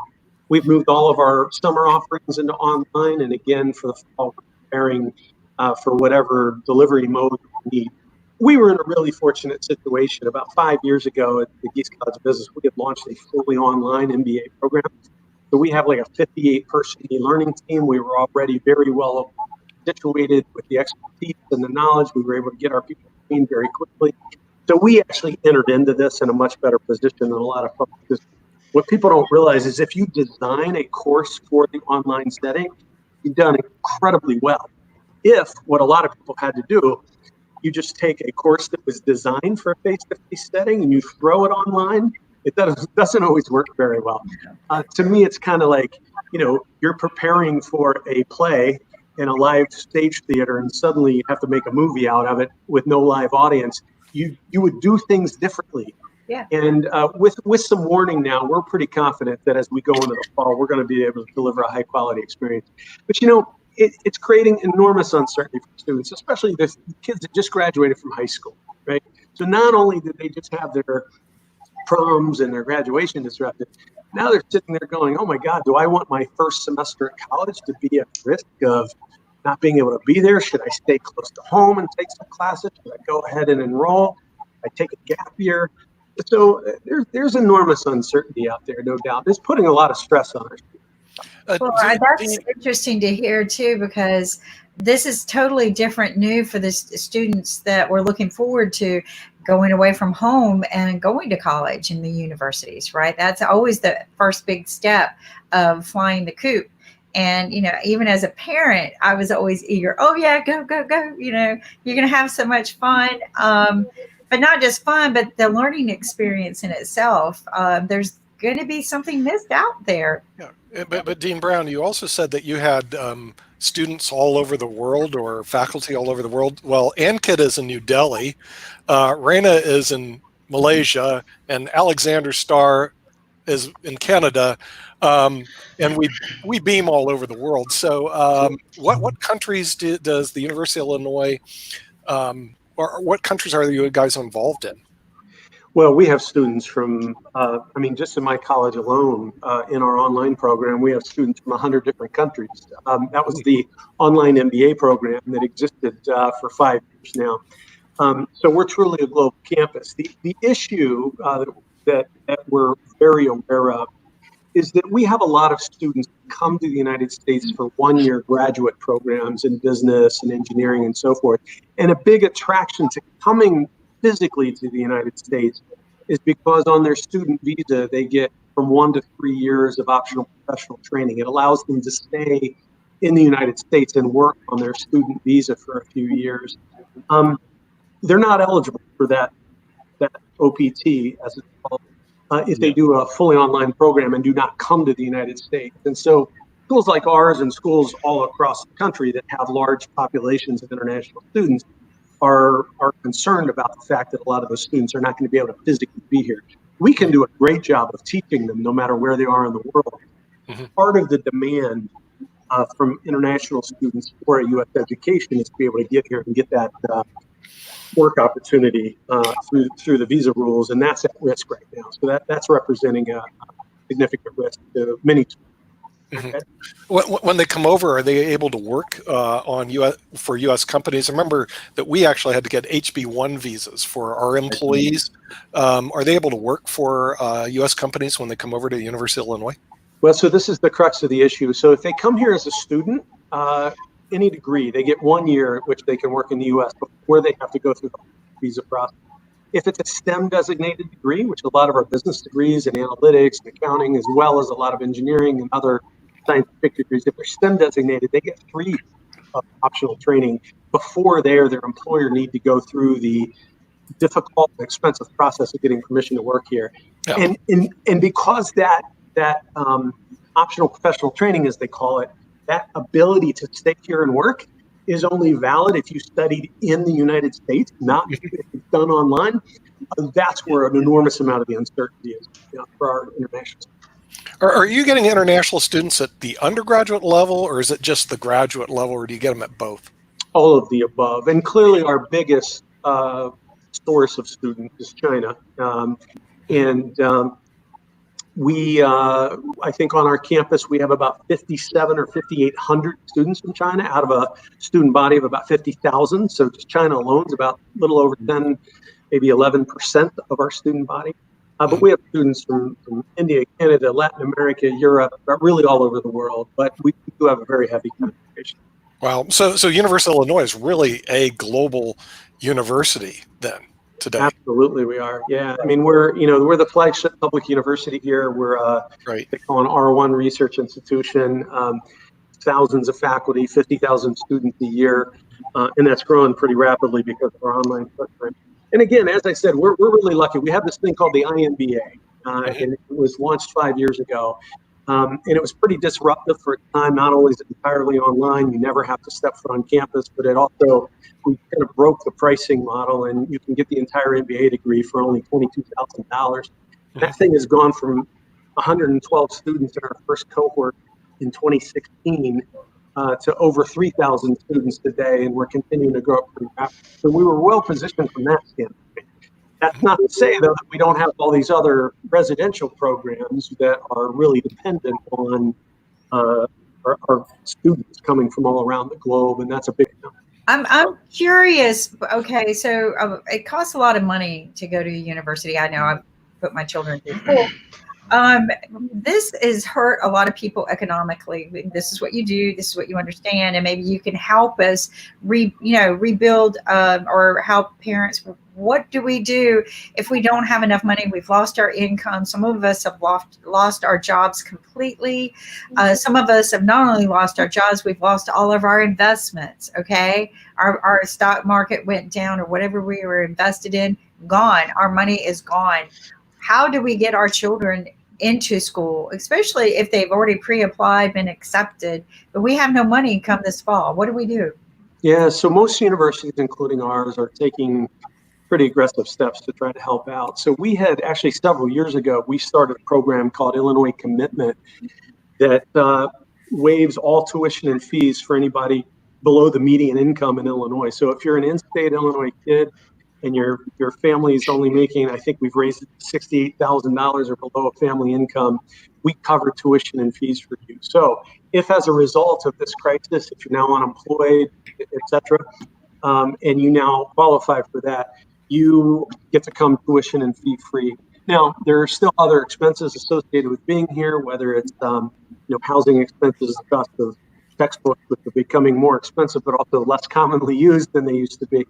But those things still represent a struggle for those families, and so we raise a lot of money every year philanthropically to provide scholarships for our students. As a campus, I think we give over $100 million a year in financial aid to our students. the key thing is don't assume that you can't afford it. Talk to the school that you want to go to. If you've already been admitted, go have that conversation. Come up, explain your situation. Even though financial aid letters went out, months ago, most schools recognize that circumstances have changed and will try to work with you. Now, of course, this is coming at a time when the universities themselves, public and private, are themselves taking a huge financial and economic hit, right? And so, so this can't be the new normal forever, but we all have a really strong commitment to the well-being of our students and their families, and we're going to do everything we can to help. Are you getting more applicants in your graduate program? Because right now, if I was to graduate from a university, no matter where it is in the United States or in the world, and you look at your job opportunities with unemployment, according to the Federal Reserve, maybe as high as 25%, unheard of. Striking, isn't it? Okay, and what I did, and I guess that's the reason I got a lot of degrees, is there's graduate programs out there. Are you getting a lot of applicants into your graduate programs now, or are students looking at that as an option to go into graduate school? Yeah, definitely. So what we normally know is that the demand for graduate business education is countercyclical. So when the economy is doing poorly, a lot of people decide to come back to school. When the economy is going gangbusters, like it had been the last couple of years, fewer students apply because the opportunity cost is even higher. They're doing great in their career. What's different about this time, and therefore we're not 100% sure if history is going to be our guide, is yes, there's the economic shock, which we believe will increase demand for graduate education. On the other hand, there's all these other concerns coming along with it around, how safe do I feel traveling, those kinds of things. That's why I'm really happy that we got into the online graduate business education business. In addition to our MBA, we also have a fully online master's in accountancy. We're one of the top-ranked accounting programs in the world. And we're launching just in time a one-year master's in management. But if you did it all in its standard model, we have a one-year master's in management. We're taking that program online. You can stretch it out and take longer, and that's going to launch this fall. And you can get that degree for only $10,000. So our hope is that by providing a very low-cost, online, high-quality education, that we've positioned ourselves extremely well to help out in this situation where people are out of work. They're looking for a way to improve their human capital and invest in themselves. It might not be the best time for you to do it financially. So go get an MBA for 20 grand, 22 grand, or a master's in management for 10 or 11 grand. Yeah. When most of these programs are many, many times that. And to never have to leave your home and to be able to have a fully engaging, immersive experience, we're really excited about. We think meets a real need right now. Mm-hmm. Yeah. And I would like to know that, during this pandemic, we have seen that a lot of online businesses are growing as compared to the traditional businesses. So do you think we should upgrade our courses and make it more online business oriented so that people and students would know how to run an online business successfully? Because I think post-COVID and maybe in future, a lot of online businesses will grow as compared to the traditional businesses. So are we doing any shifts or any upgrades in the program? Because traditional MBA and MBA, which is specifically for online business, they are two different things. So how a student will cope up with that? There's a lot of great questions there. And let me give a little bit of context. Before we entered into this COVID era, so if you go back just a couple of months, what we had seen in the MBA market, to take that as an example, is over the prior decade, demand for the MBA had been on a very steady decline. It had fallen about 20% over the last decade. And that was a result of, strong economy. It was the result of more online programs. And I'm really talking about traditional residential 2-year MBA programs. The costs had gotten very high. When the economy was doing well, people didn't want to leave their career progression. There was more competition from other types of programs, whether it be the specialized master's program in finance or technology management, all things that we offer, as well as more international competition. So we had all these forces that were putting pressure on MBA programs. And I think a lot of MBA programs most of them were frankly losing money. I think you'd be surprised that the vast majority of MBA programs around the world are money losers for their institutions. And so we saw all this coming, and that's why we decided to move fully into online. Now, we were not the first to be online. We were the first to partner with a big MOOC provider, Coursera. We were the first to do it at a really aggressive price point. Instead of charging $100,000 for a degree, we were charging $22,000 for a degree. There were a lot of things that were unique about our program that really kind of shook up the industry and shook up the world.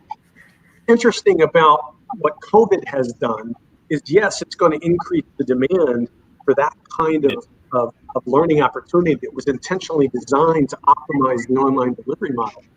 But it's also going to increase, I think, the supply of online, because an awful lot of universities before were hesitant to get into it. They saw it as a little too disruptive. Maybe they didn't have the expertise or the knowledge. Maybe the faculty just weren't comfortable going there. And suddenly they all got forced into doing a low quality version of it over the last couple of months. And I say low quality because they didn't have enough time to plan it there. Some of them are going to, that will be enough to get them sort of over the Rubicon, so to speak, and they'll want to stay there and really take time to optimize. So I think this could turn out to be a dramatic shift, especially in the graduate school landscape in business. And I think things may never be the same.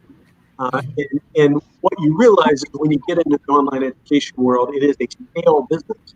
What that means is you're not going to have, I think, in 5 years, you're not going to have nearly the number of higher ed players in graduate business education. You're going to have fewer, bigger programs. And, we certainly hope to be among them, but we won't be alone. Mm-hmm.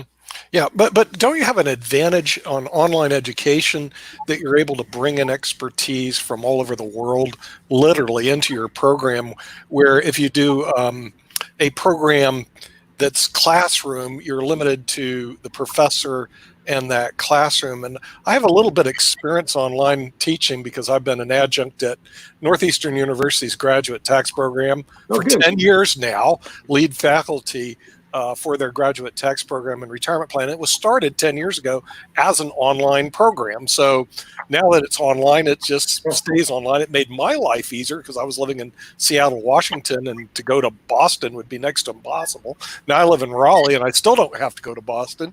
But and I bring in experts from all over the world. I mean, all over the United States, because graduate tax is really limited, to do a little teaching for me. Isn't that a big advantage that you have in an online program, that you can bring in these experts from all over the world, that you can't do that really much in a classroom?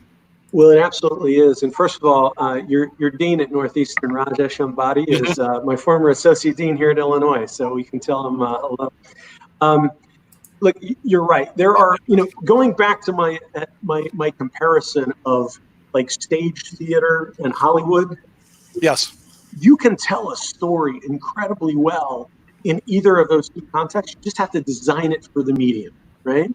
Right. And so there are things you can do much better in the online setting than in face-to-face. And there are other things you can do better in face-to-face residential that you do online.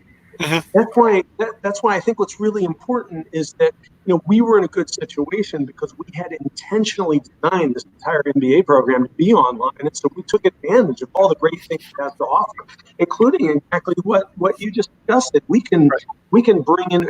I remember the day that I realized we had discovered something amazing. Was we had this was several years ago. We were early in the program, maybe a year into it, and we had a professor by the name of Madhu Viswanathan who did marketplace literacy projects all over the world. He had project teams in rural India, in Tanzania, in Mexico, as well as in a region of Southern Illinois. And he had people in a room with him. He had project teams from, I think, 4 different continents. And he had students from like 60 different countries all around the world. And they were all engaged in this really interactive learning environment where they're asking each other questions and they're breaking into groups. And so, I mean, we had discovered the power of Zoom or these kinds of platforms years ago, and we've really optimized around it. And I can tell you, our students are overwhelmingly excited about the quality of the experience in the network. Another thing that people don't always appreciate is, I've taught in big classrooms before, and when you're teaching in a big classroom, big might just be 60 people. It's hard to know what's going on this side of the room or that side. If there's a side conversation going on, you get a little bit distracted. When you're in an online setting, I can look every student right in the eyes. And if they've got a little side chat going and it's relevant to the course, I can track that And if they say something really interesting, I can go, hey, Kimberly, that's a great point. Why don't you share that with the whole class, right? Right. So when you learn how to use it, it can actually be an incredibly enriching. Right. Yeah. I totally agree. Which means you're not using Blackboard 9. You must be using Zoom or GoToWebinar, because Blackboard 9, unless they changed it, I've been using Blackboard for years. Is they don't have that function. So there's a lot of technology that goes into our program. So we use Zoom for the interactive sessions. Yeah. We use Coursera to host our online content, which is the pre-recorded part of the course, which kind of substitutes for a textbook, so to speak. Right. And so it's a fantastic program. I don't mean to sound like a commercial for my IMBA.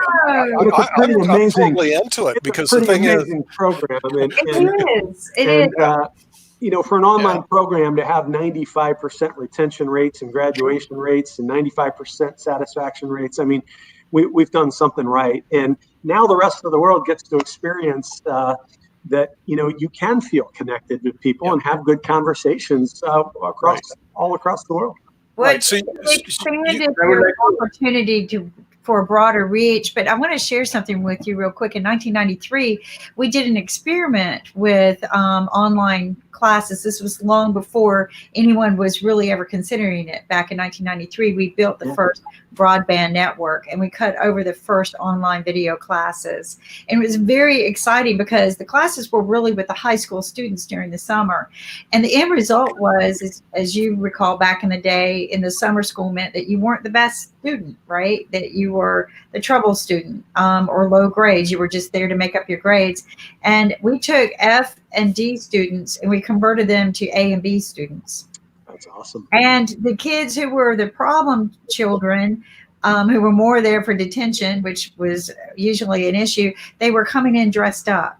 They were yes ma'am, no ma'am. Yes, their attention spans focused harder because I don't know if they felt like they were being watched or what, but it was profound, the results that we found, right? Like, we turned this around big time. And we had a senator at that time that said, oh, this is great and wonderful research, but we just don't want to be first in this kind of technology.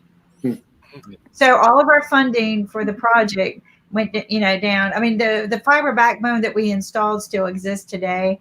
The technology that we built, I guess, is more like a museum, but it's still being used today. But they didn't want to invest it in medical or in education. And I don't know if you're aware of this. I like to bring this up when we talk about the use of technology. But what really drove the bandwidth that we use today, what financed it, do you know what that was? I don't know. The bandwidth, what drove that, financed the bandwidth, was porn and gaming.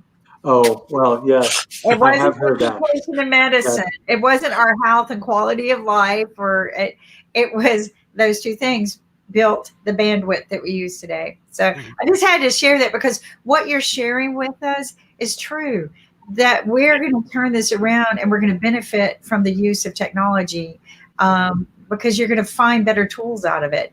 I find it sometimes, I mean, I still miss the knee-to-knee or face-to-face, but I like you said, I find I can really know when Ankit's bored with me. Right, and the thing is, we have a large presence. Sister now. we have a large presence in India and around the world. Can students from India that are in STEM program, can they apply to University of Illinois? In other words, people from other parts of the world, like India, Nepal, Malaysia. We have people in Australia. Can they apply to University of Illinois and actually enroll into an MBA program or a master's in management program there? Yeah, absolutely. In fact, we highly encourage it. As I said, we have 3,000 students in our online programs today from over 100 different countries. And certainly the countries that you mentioned are among them. So really, anybody that has a reliable internet connection can get a fully accredited, high-quality degree. It's taught by our top faculty. Everything about the experience is pretty terrific. The average work experience in our program is about 12 years. So it actually, in terms of the composition of the student body, it looks a lot like an executive program. And so one of the things that people really benefit from right out of the gate is that they're getting to work with fellow students who are all currently employed in many cases in terrific positions around the world. We've even got some IBM employees in the program. We have entrepreneurs and attorneys and engineers and pretty much everything. But yeah, it's a global program in every way. Mm-hmm. Yeah, and also, isn't it true though that at least this is the studies I've looked at, that the relationships you build in college can make a big difference for your working career. For example, the Google brothers, so to speak, Brennan Page went to Stanford together. Here in North Carolina, two people who you probably have never heard of, Goodnight and Sal. Okay, they're both the wealthiest people in the state of North Carolina. They're worth 8.7 and 3.5 billion each, respectively. You never heard of them because they own a private company called SAS, but they both went to school at North Carolina State together, and then they started SAS Systems, which is actually very successful. This is now going 30 years ago. And isn't it important, though, building those relationships? In other words, if I was to go to an MBA program, and I went to one, but now you're going back like 40 years ago, but I would go to an MBA program now, I'd be more inclined to look to build relationships and build a huge business based on those relationships. Do students even think like that when they enroll in programs like this? Well, they absolutely do. The network is no doubt a big part of it, but that's what has actually turned out to be a huge strength rather than a weakness of our online program. Our students really do get to know each other. They spend a lot of time in conversations like we're having right now with each other. And sometimes, they're working on group projects together. The only thing that is different about it is they're talking to each other through video, rather than sitting in the same room with one another. But I will tell you, on Saturday, I was at a graduation celebration for the online students that had completed their degrees and celebrated. And throughout the entire program, people were chatting with each other. They were joking with each other. I mean, they'd really created this rich network. And we see this in person every September. We invite, it's purely voluntary, but we invite all of our online students to campus for a weekend. And people pay their own way to come from all around the world. And it's great because you'll see these two people and they'll run up and they'll give each other a big hug and they'll start talking to each other about their kids and their jobs. And you realize it's the first time they'd ever met face to face, but they had such a rich relationship. And so our students tell us that the global professional network that they built from day one in this program, because these aren't just people that have potential to go out and in 10 years be in cool positions. There are people that are already in really neat positions at leading companies around the world. And it's very real. It really is possible to develop meaningful professional personal relationships through this kind of a setting. And our students are doing that every day. Mm-hmm. You know, we're from old school. Built a relationship when we met physically at a PBS hackathon. I don't know if you know what hackathons are, but sure. I'm an engineer by trade. 35 years in engineering, and Nick is, this financial wizard and lawyer. But I was curious, why is PBS having a hackathon? So that, but getting out there and still trying to meet with people, even after you've met them like this. But Nick and I, we're still from old school. We still believe in that face-to-face first meet. We've been together ever since. He told me he wanted to do this great financial literacy show that didn't gain any big traction at the hackathon because nobody was interested in financial literacy. But it was interesting to me because that's how we develop our relationships over the years. So watching and listening to you explain how people are still developing this tells me that we're very resilient humans, that we find a way. Thank you for sharing that, because I've been kind of curious about the online classes. So. Yeah, I would have thought to move more toward online over the last 10 years, but it seems to me that education still tends to not be online. But I just saw that there's a lot more advantages, I thought, to have an online education because you can have a broader experience. In other words, a worldwide experience rather than having to go to schlep to campus and sit in a classroom. I think a big part of it is, and I know Ankit's been trying to get in, so get him. Yeah, we're keeping him in New Delhi. Let me just say one thing, which is, I think, though, this is the reason why we have seen online really take hold in the graduate space more quickly than the undergraduate space. And I believe that myself. So in our college, we are making a huge push in the graduate business education space and online. Why? Well, most of these folks, they're already out in the world. They already have careers, families, jobs, homes, and mortgages, and all of that. It's very, very disruptive and frankly, very costly to uproot, to move you and your family, to leave a job, lose 2 years of income, and so forth. We've provided, when we talk, we talk in terms of democratizing education. And what that's really all about is reducing barriers and creating access. So we do that because we don't make you move. We don't make you leave your job. We've priced it at an unbelievably low price point. We've got enormous flexibility because some of the content you can access at your own schedule. And then the live sessions that we do for any given class, we'll do the live sessions multiple times a day. So no matter what time zone you're in, you've got a live session you can jump into that is relatively convenient for you. So there, it totally works. And I think we've built a model that is going to have some real staying power. If you turn to undergrad, I do think there is a role for online education in undergrad, but there are other aspects to the undergraduate education that are really important. For most kids, this is their young adults. It's their first chance to go and live off on their own, to be part of a community where they're not living with their family. There's an awful lot of learning and EQ that comes along with that experience.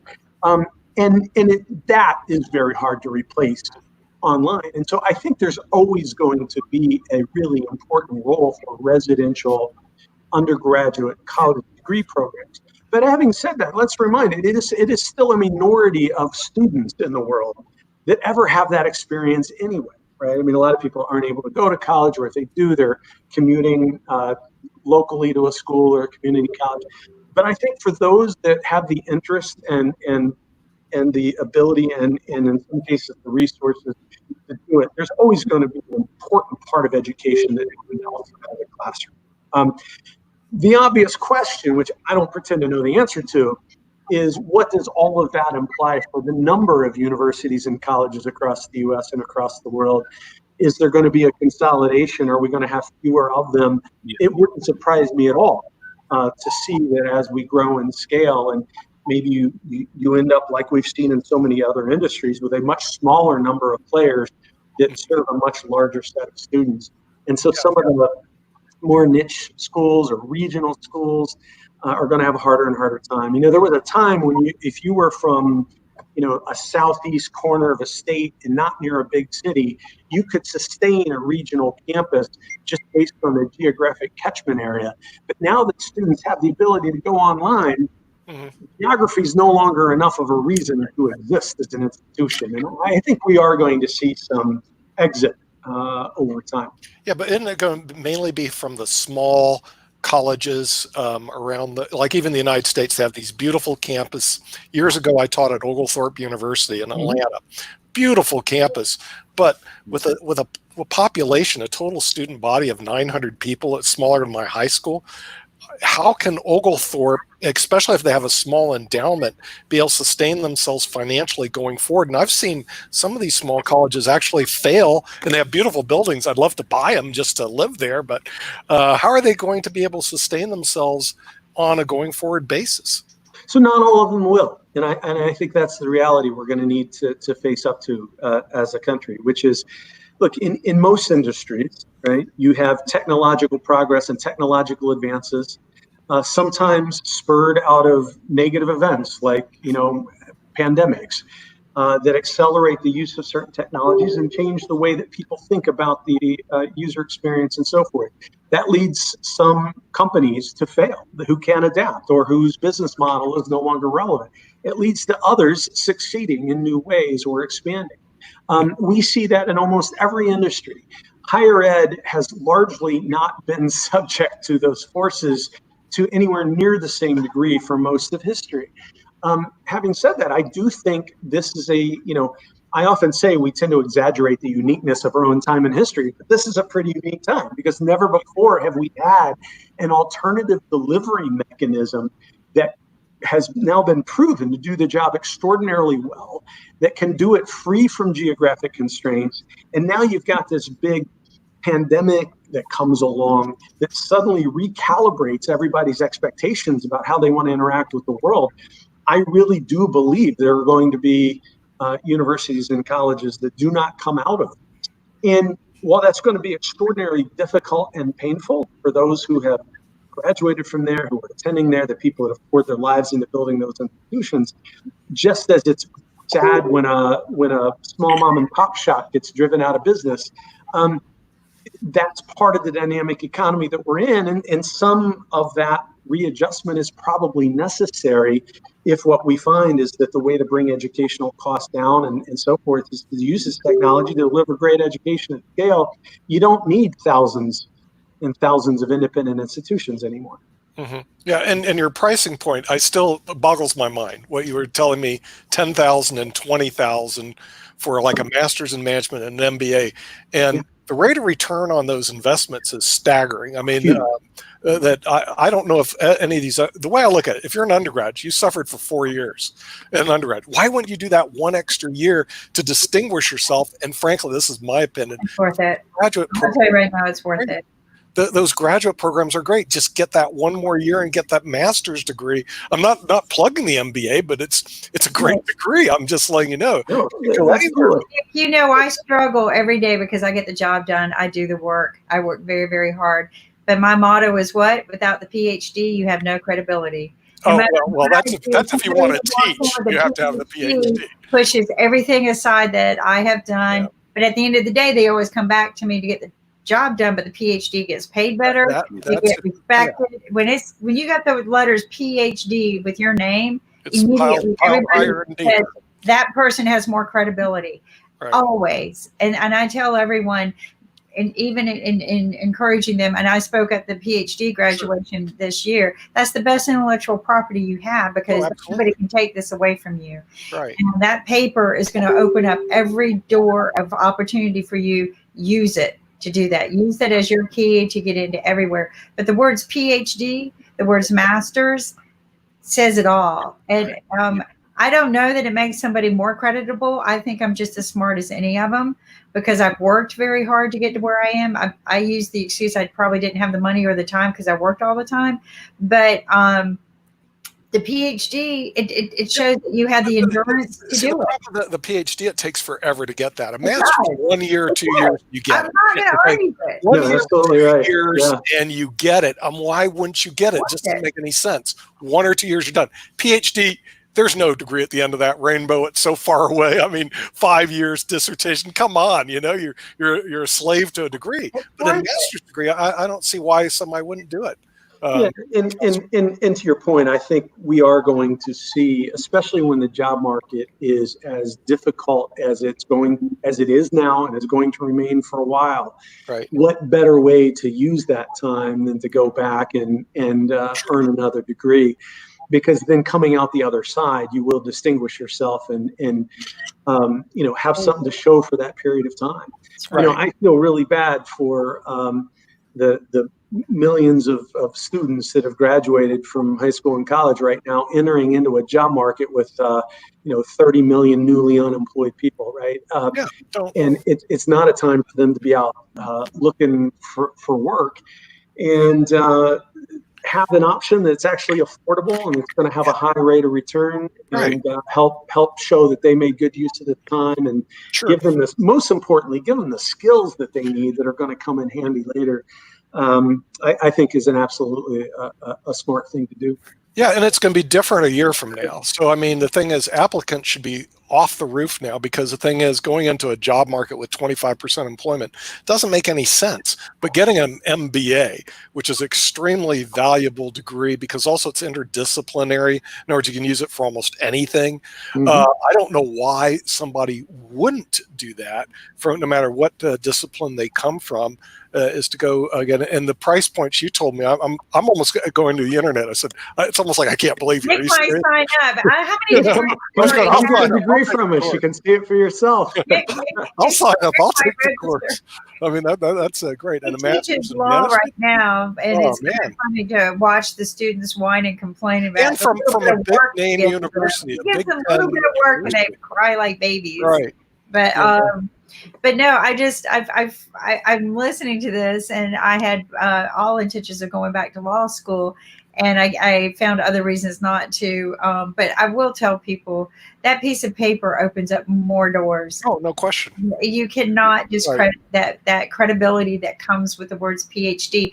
And I cringe every time I see someone come up and they're side by side with me and they have that PhD. I know I'm just as smart and just as good, but those 3 letters are the biggest difference. Of course. Well, the thing is, I'm going to tell you the big difference in the zeros. 3 letters are about 3 zeros difference in your income as well. So. Yeah, but one problem that you have is when you're out hiring people. Okay, in other words, you get all these resumes come into your door. I mean, and we've hired hundreds and hundreds of people throughout the years, right? And if they all look the same after a while, in other words, good grade point average, and then you see one that has an MBA, you pull that one out and you put it in a special file. I'm sorry, that's what you do is when you're hiring people, say, hey, we're going to need to take a look at that, rather than all these people that have bachelor's degrees. In other words, you're pulling that degree out, and then you're going to call them up and you're going to have an interview. That's just a practical aspects, because somewhere you have to distinguish the person that has the higher education than the one that just went and got his 4-year degree. I'm sorry for all those people that got the 4-year degrees. Going you're right. I mean, there's really 3 things that an MBA or a graduate degree can do for you. One is you're actually getting real knowledge that's useful, right? I mean, we're very careful to sort of curate the content of our degree in a way that gives you good skills. The second thing is the network, which we talked about before. And we've put together a really powerful network. And the third is exactly what you're saying. It's sort of the signaling or the credentialing value of how do you get yourself to sort of stand out in a stack of resumes. And look, this is the reason why it's been such a hugely popular degree for many, many decades. Even with the decline that we've seen over the last decade, it's still a very sought after degree. We've just kind of broken the model and reinvented it in a new way that makes it more accessible to more people from around the world. And we're fortunate that we had it in place at a time when online is now actually the easiest way for anybody to do anything. Mm-hmm. Hey, you know what? Maybe we can do a show about going back to school and getting our PhD, and we can do a show on it. Well, the PhD, like I said, is a longer runway than a master's degree. So the thing is, that for people who don't want to teach, having been there, I can't recommend that path to everyone. You got to really want to. You really have to want that one to get a PhD. A master's degree just seems to me to make so much sense for almost anybody that who has a college degree should just go ahead and get a master's degree, especially with a high unemployment, but also the value that it brings, what you're just discussing in all these interdisciplinary areas. And the price point you just told me, I'm like so sold to get a brand from a Big Ten school. I mean, we're going to have to put some stuff out there on IBM TV, because we're also into making sure that people get value for their education. But you're giving me great value. I'm just information about it. I think I'll be honest. I've said this many times, and no one's ever been challenged on it yet. I think our online graduate degrees from Illinois are the best value in higher education. Oh, I've never even heard I don't think anything else even comes close to it yet. So, and we expect that what we've done will attract other entrants, but for now we're the main game. Well, again, for the price and the value, I'm going to share with you where you're talking about, Nick, that you hire people, you change the stack. Yeah. I'm going to tell you, in big corp world, Big Blue, the Nortels that are no longer here, but Ericsson, all of them. MBA makes a difference in whether you get hired in certain positions, and whether you will promote. So it was almost expected for an engineer that went into Big Blue that you were going to go get your master's. In fact, you didn't. If you didn't, odds are you would stay technical engineer for your whole career. You would not escalate to any tier levels at all that pay well. There was no respect for somebody who did not have a master's. In those organizations. So I will put that in there, that if you're going to be employed, if that's your goal, is to go out and be employed by a big corp, get that MBA, because the cost difference and the time invested is well worth it. Right. Yeah, but it's a brand that goes on for the rest of your life if you amortize it. They did some studies on it. It was like worth $1.5 million. Some outrageous amount of money to actually have it. But then if you think about it, if you had a 30-year life of working, the extra money you make just by having that degree is just astronomical. Well, you notice I used the word if you want to be employed. Now Yeah, there if you want to be employed, but even employed, but those people who are unemployable, like some people yeah, okay, right. But see, self-employed people also use that, okay? Because the thing is, a lot of the producers that we work with around the country, when we look at their resume and they pull an MBA, they actually move up on our list and how we're going to service them if they don't. So having that, if somebody, like I said, if somebody had an MBA from a Big Ten university like the University of Illinois, they go up our totem pole than if they did not. And because it tells you also a lot about that person, that they're willing to work, they're willing to put in the extra effort. Exactly. They got the degree, they have a broader spectrum of knowledge to base on, and it just boggles my mind why students just don't go on, suffer the extra year or two, and get that brand that they can have for the rest of their lives. So, it boggles my mind why they wouldn't do it. It economically makes sense. If you can do it online, then if you have a job, you don't have to get up and travel, which is the argument. Oh, I have to leave my job, go to Illinois, sit, in Urbana-Champaign and hang out there. That's not that place. It's actually quite nice there. It's a wonderful place, but having said that, if you think about the traditional residential MBA program, so if you're going to go get an MBA from a 2-year residential program, right, maybe you're going to pay $80,000 or $100,000 in tuition, but you're also going to give up 2 years of salary. Right. You're going to give up 2 years of work experience. You're going to have to move your family, probably sell a house, all that kind of stuff, right? So suddenly, that degree will still have a positive internal rate of return, but not nearly as ludicrously attractive as what we're providing. In our situation, you can continue to earn your salary, continue to keep your kids in their school, all that kind of stuff. Only pay $20,000, which, by the way, a lot of companies, many of them have gotten less and less generous over the years with their tuition reimbursement policies. Yep. There's a lot of companies that, at least prior to this recession, continue to offer maybe $5,000 to $7,000 to $10,000 a year in educational benefits. Well, guess what? If you spread our MBA across 3 calendar years, you start in August, you go for 2 years, you can have your entire degree paid for by your employer in many cases.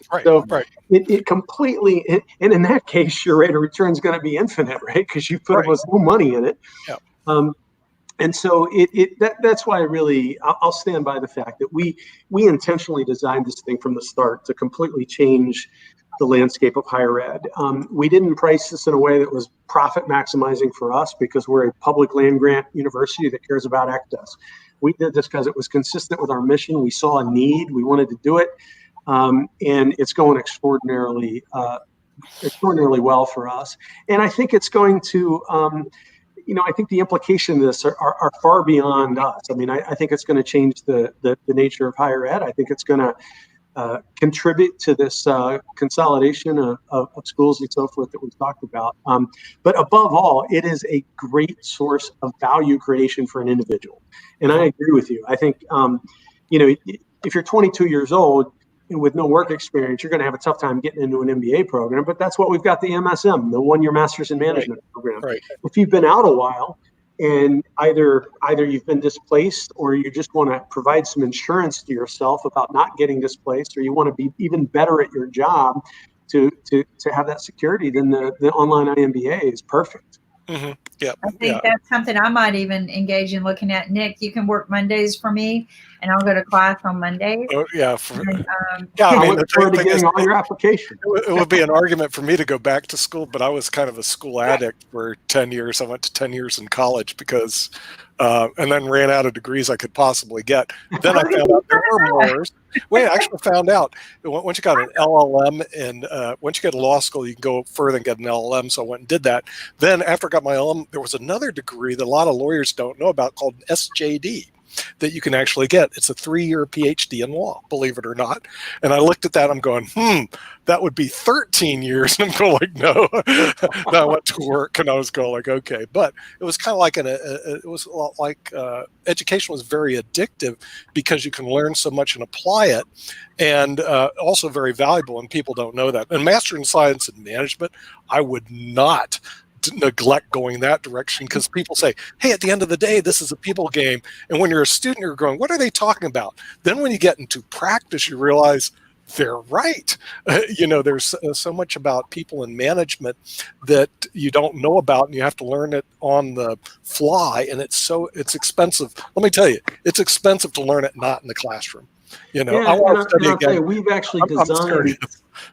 We've designed that management program really to cater to people that don't have strong business system backgrounds already. So, if you're the kid that had a passion for the arts or music or history, liberal arts background, things like that, and here you are graduating with a history degree into a tough economy, you're probably a really smart student, but you're going to need a leg up.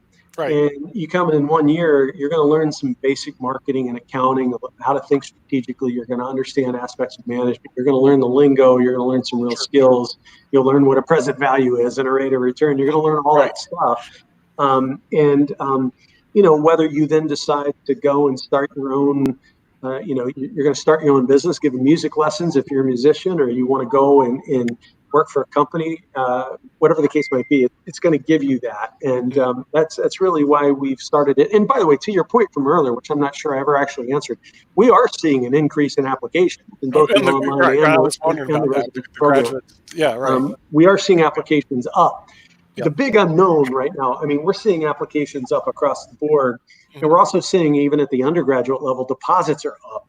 But the big unknown right now, especially at the undergrad level, is everyone is reporting an increase in deposits. And what we're wondering is what's going to happen over the summer. We think a lot of people are accepting things just to keep options open. And there'll be what we call melt over the summer. So we'll know a lot more come this fall, exactly how much growth we really got in all these programs. And of course, a lot of this is going to depend on whether classes are back in session on campus, or whether everything's had to move online. So the uncertainty right now is pretty enormous, just as it is for the company. Yeah. But I'm going to have to beam out. It is a pleasure. We're at the hour. Certainly, Dean, we want to have you back if we can, because the Dean of Yale is unable to make it. He was going to be here and he wanted to meet with you for whatever reason. And the thing is, we're going to try to do something next Monday. I know it's Memorial Day. I'm not sure how it's going to work, because we also have the CEO of Overstock who is going to join us also as well with you guys. But I just got to get the confirmations in. As soon as I get them, I will let you know. And then the CEO of Lenner International. Now, Lenner's a big home builder in the United States, but apparently they're doing some stuff international. I went to school with the son of the founder, Stuart Miller, who's now the CEO of Lenner Corp. Believe it or not, was in my same class at University of Miami Law School years ago, but we're going back a long time. But we're going to try to get a panel together for next Monday, so I'll let you know. I just don't know where the confirmations. If not, it'll be on a future date. But certainly enjoy having you here. And hopefully we'll get you back again. In the meantime, Ankit, the airplane is going to take off, I guess. This is our... Before we leave, I'll just play the social message. The social message and then the airplane. Okay. Coronavirus से कैसे बचेंगे? Okay. Hand होकर और ऐसे अपने खांसी जब आएगी तो ऐसे करेंगे अथू अथू और कोरोना वायरस को धन्यवाद हमारा म्यूजिक सुनने का. Yep, you'll have to learn to speak Hindi, Professor. Yeah. Anyway, now the airplane's going to take off. Thank you for joining us, Professor. Thank you very much. Thank you, everybody. All right, you'll hear the airplane.